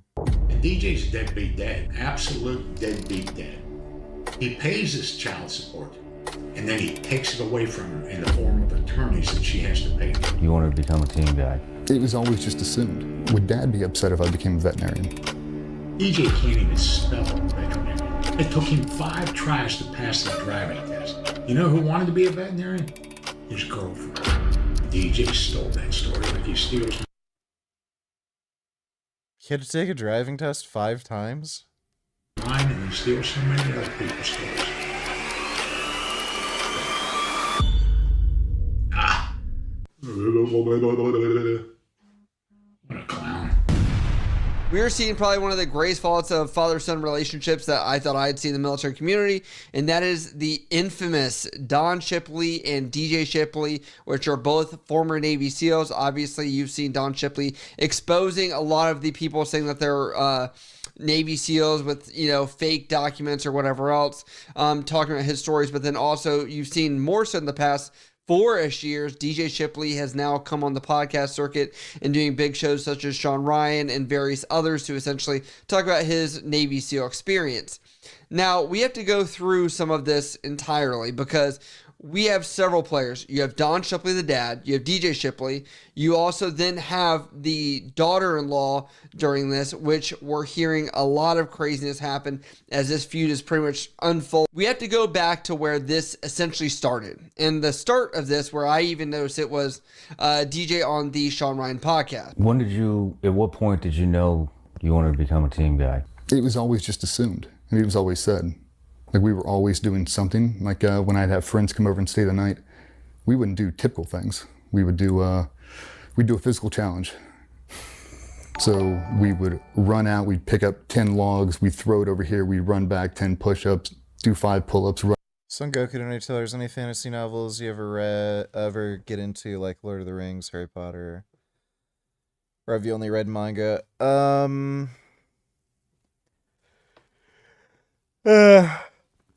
Fantasy, I guess by my standards, Lord of the Flies is kind of a fantasy. I'd love to fucking kill other kids. I loved that book when I was a kid. I would have killed every other kid on that stupid island. After reading that book, I always fantasized how I'd kill that fat kid, how I'd kill that asshole kid, how I'd kill that kid who thought he was like such a nice goody two-shoes dipshit. So I guess by my standards, that's a fantasy novel. Other than that, yeah, just manga. Thanks for the donation, Son Goku. Run over here. We do like an O course, like a circuit. Some things kind of fell into place that forced it hand a little sooner than probably it should have. Yeah. You talk about being addicted to the pressure to perform during your childhood, and then you kind of talk about it again later on, and I think when you got to Dev Group. But what were you addicted to performing to when you were a kid? What pressure? Was it to your dad? Yeah. And that's because during that podcast, he essentially slights his dad in ways, essentially, that where he's like, he didn't want to join the military and be a SEAL, like he had wanted other things. His dad was always gone. They went hunting and he didn't want to go hunting. He kind of talks about how hard his childhood was, how they had this big farm. But hearing these stories from DJ's side are a little bit different, as like the angsty teenager. You can tell his experience with that is like, I want to go do what I wanted to do, where Don had a much different like why he did that. And he kind of explains this in the 11-part series, where he originally posted this to like a small group of people on his like Patreon or like paid services, essentially, to go see if they wanted to. And DJ said he did that just to make money, but the 11-part series has now been released with no monetization on it at all. So Don's trying to like screw off. He flips the bird at his son and is like, this isn't for money. This is because you have a crazy wife.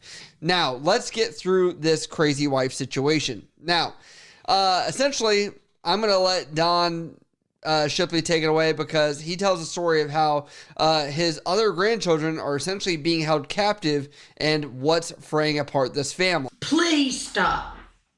You all do whatever you all need to do to make a living. You all do. You raise your girls. You all do whatever you need to do. But please leave us out of it. We are old.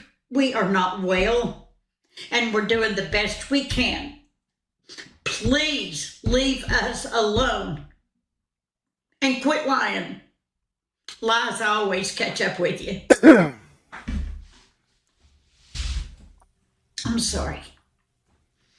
And Diane is out by the pool with me cleaning it in Maryland, and she gets a phone call. And it's from a young lady that she buys jewelry from.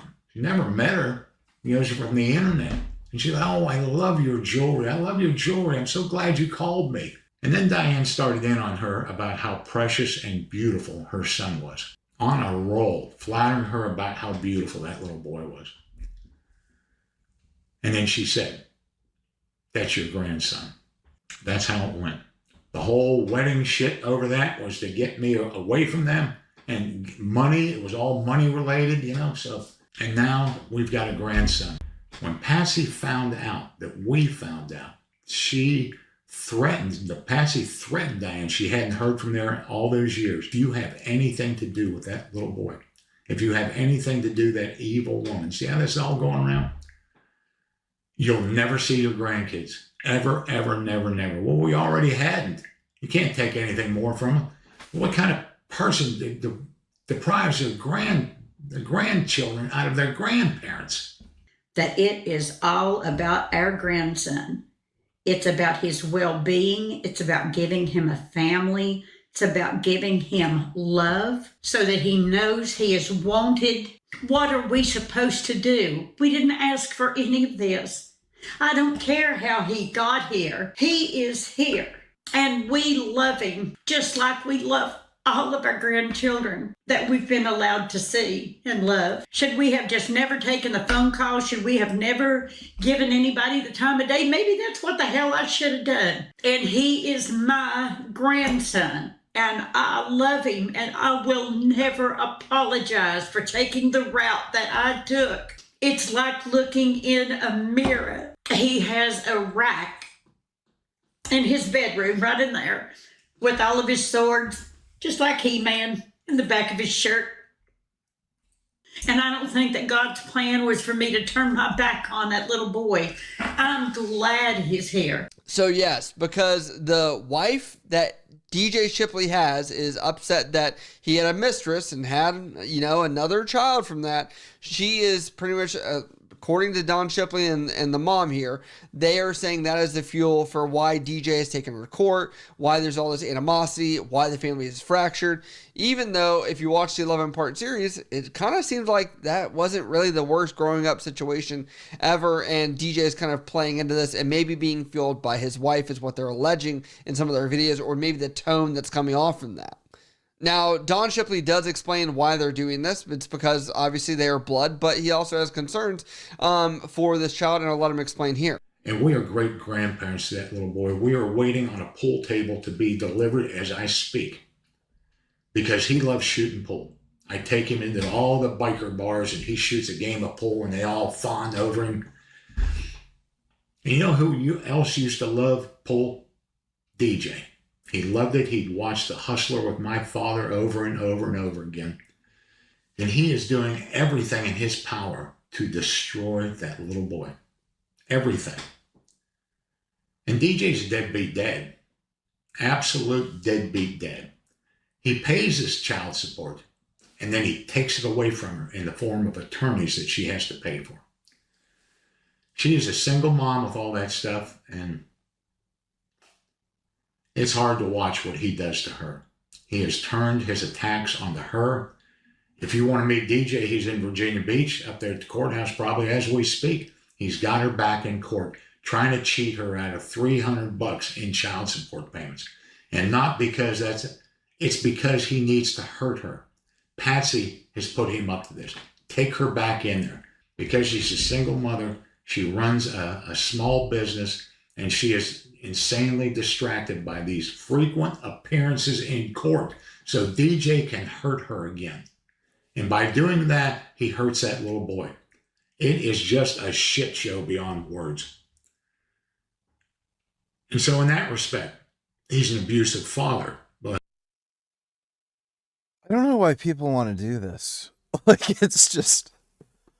Dude, it's such a pain in the ass. Just, like, move on with your life. Holy fuck. He's never going to be in there. Dude, this guy is so fucking toxic. Abusive to the father and the mother. That's got to be some kind of abuse there. When they found out that we knew about that little boy and had brought him in, Patsy went ugly. Patsy, when DJ did that to Patsy, you don't understand the ego Patsy has, the center of attention, the widowed deets, the belle of the ball. She has to have all this attention around her 24/7. And DJ brings that act onto her and insanely humiliated Patsy with that. And she will never forgive him. She puts a nice smile on that camera there as the two of them go at it. But she'll never forgive him. Now, DJ Shipley has never actually come out and talked about this officially from any of this on his Instagram that I've seen. I've not seen from their wife, Patsy, either, that's been there. All right, ladies and gentlemen, today we have DJ Shipley on the podcast, medically retired in 2019, a husband and father to 2 daughters. And as you can see here, he doesn't even acknowledge his son in any of the podcasts. So this was aired about less than 2 weeks ago, around the same time Don was making his videos. Essentially, they're saying she has been the problem.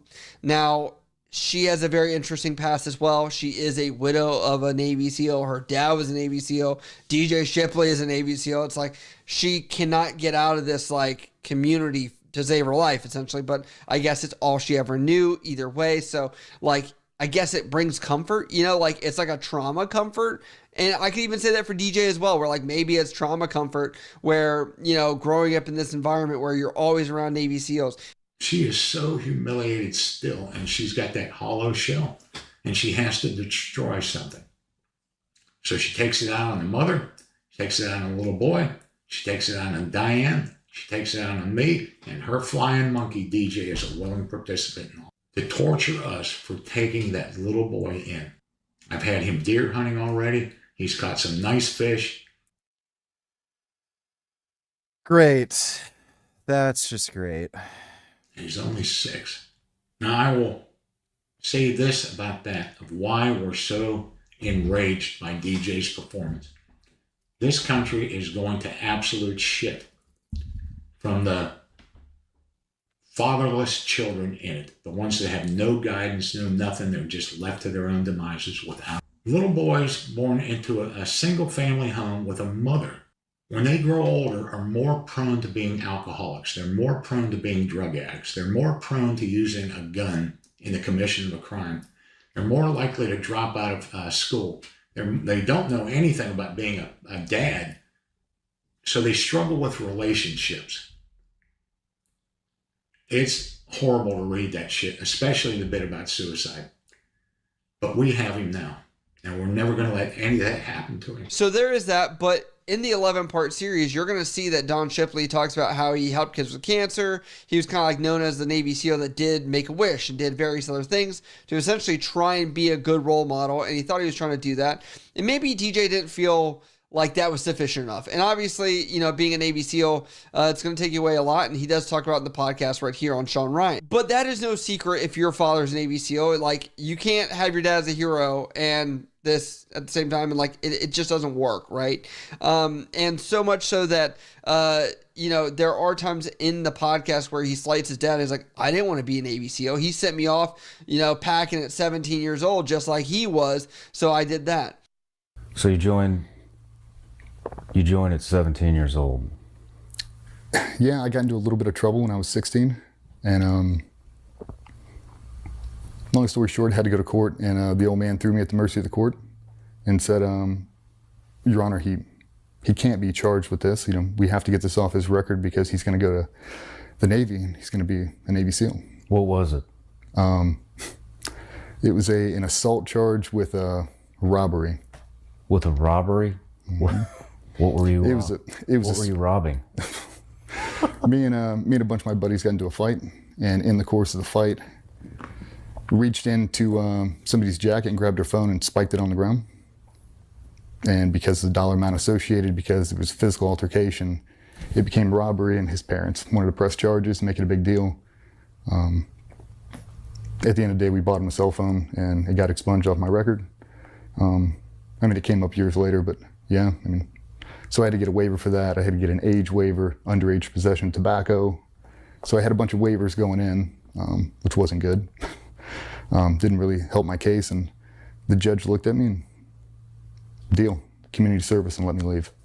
And the story that Don Shipley tells is a little bit different than what you hear from DJ Shipley. And check this out. DJ girlfriend, a very beautiful young lady, is being harassed by a guy. DJ is 16, almost 17 at this point, and she is being harassed by a 22-year-old. Well, DJ tracks this guy down, pulls him out of his car, holds him up against the vehicle, reaches in his pocket, takes his cell phone, and smashes it on the ground.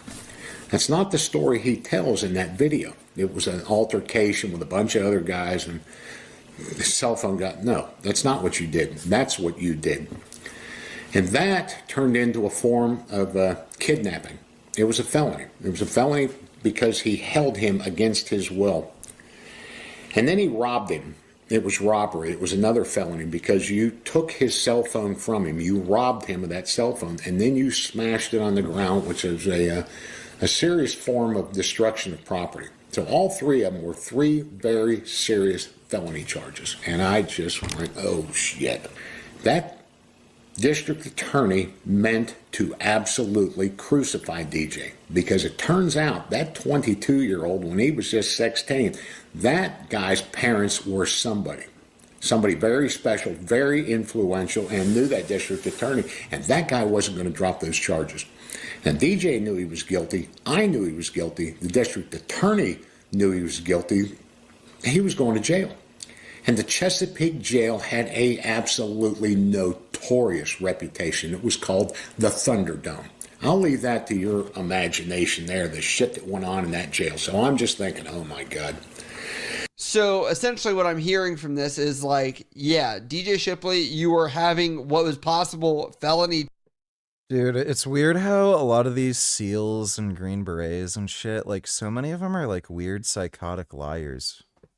They lie about so much shit. Charges, and the person you messed with was going to say F around or find out, and your dad begged to get you out of Virginia Beach area to have you go do something else. Have you go actually start your life, which, he is upset, he says, because he didn't have the Navy SEAL contract. He didn't make the bonus. He didn't make E4 automatically passing buds, stuff like that, where I get that would be frustrating. But I'm like, in the grand scheme of everything, you didn't get a felony. You got to have this career at all.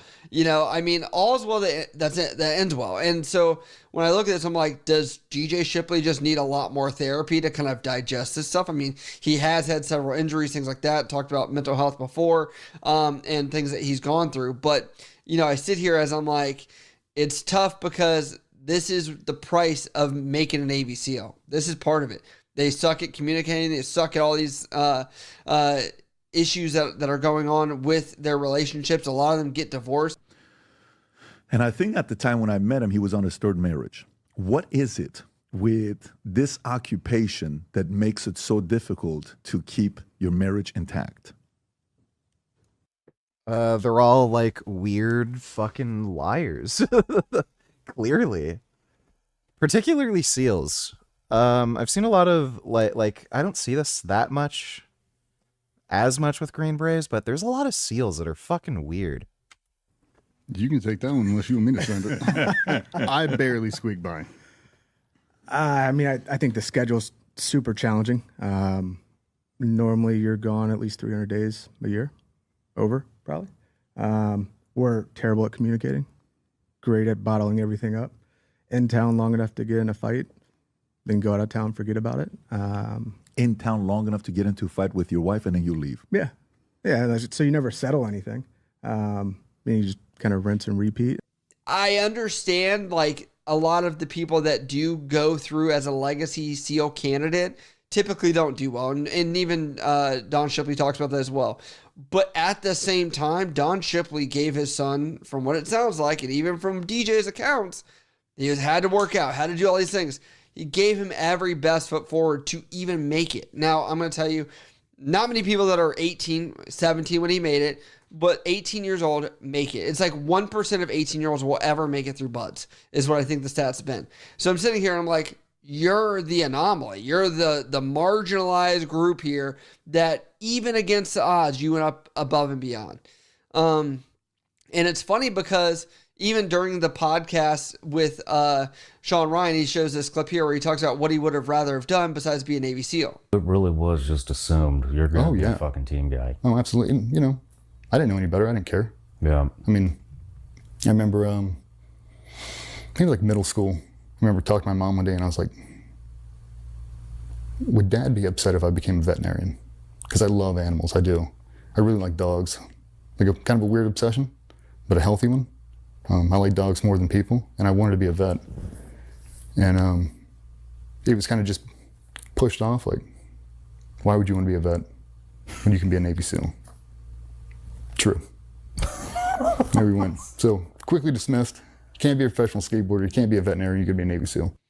So yeah, he said, I wanted to be a veterinarian and I wanted to do other things. And that was never on the table. And that was in middle school. Obviously, take it with a grain of salt. You're in middle school. We're not talking senior year or junior year, right?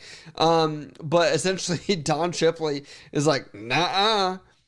And just one final thing before I go.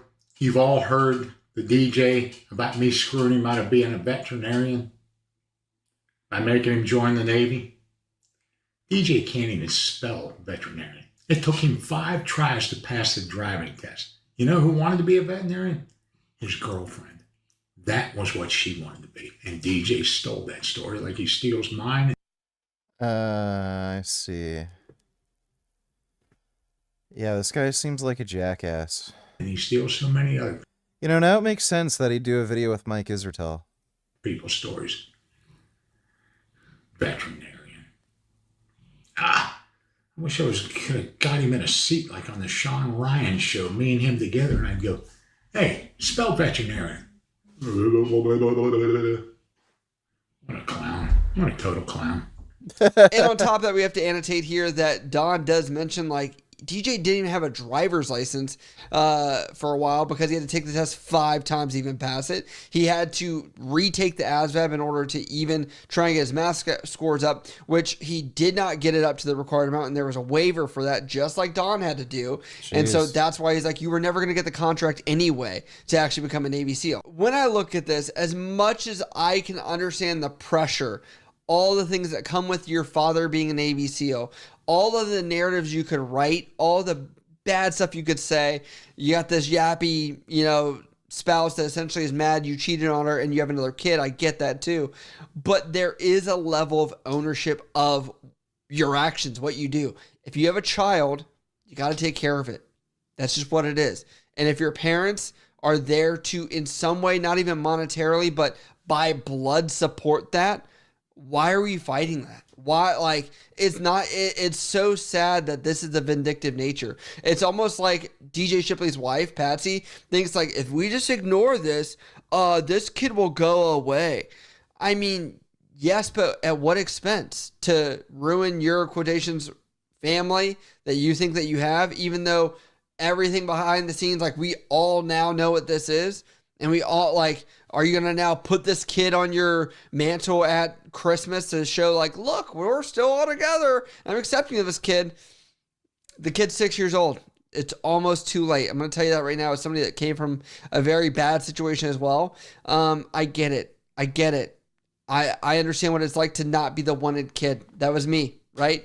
And so I say that as that's why I want to narrate the story a little bit, because I'm like, it is fucked up. It is shitty. There's a point where I think everybody has to go through. My parents were not perfect, and I have to get over this if I want to move forward in my life, if I want to see their last days on this earth and actually enjoy them. Like, these are not things coming from somebody that's not a legitimate source. Like, we as viewers of Don Shipley and DJ Shipley content, we hold both of you guys at some kind of merit that's here, right?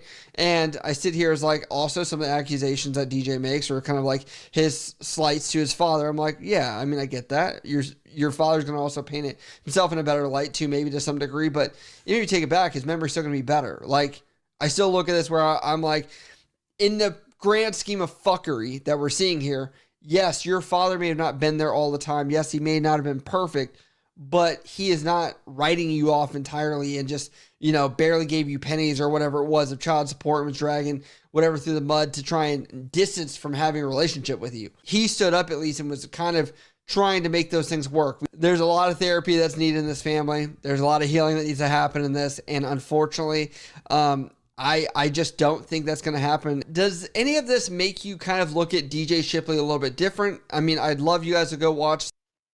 Yeah, the guy's a manipulative liar. And a selfish jackass. Holy shit. Well, again, makes sense that he'd do a video with fucking Mike Isertel. Like minds find each other.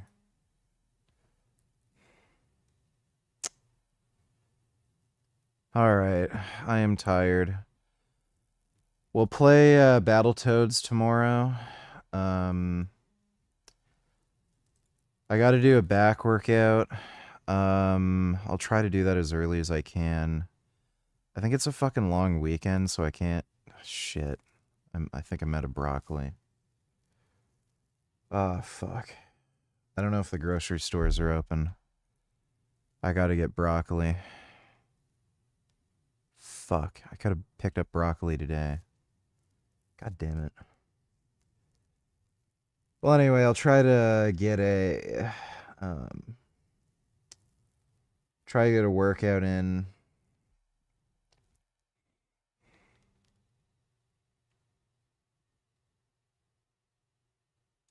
Shut the... Watch that tomorrow. And we'll try to play Battletoads tomorrow. But big thanks to everybody who donated in Streamlabs. Hope you all had fun. Nighty night. See you all tomorrow.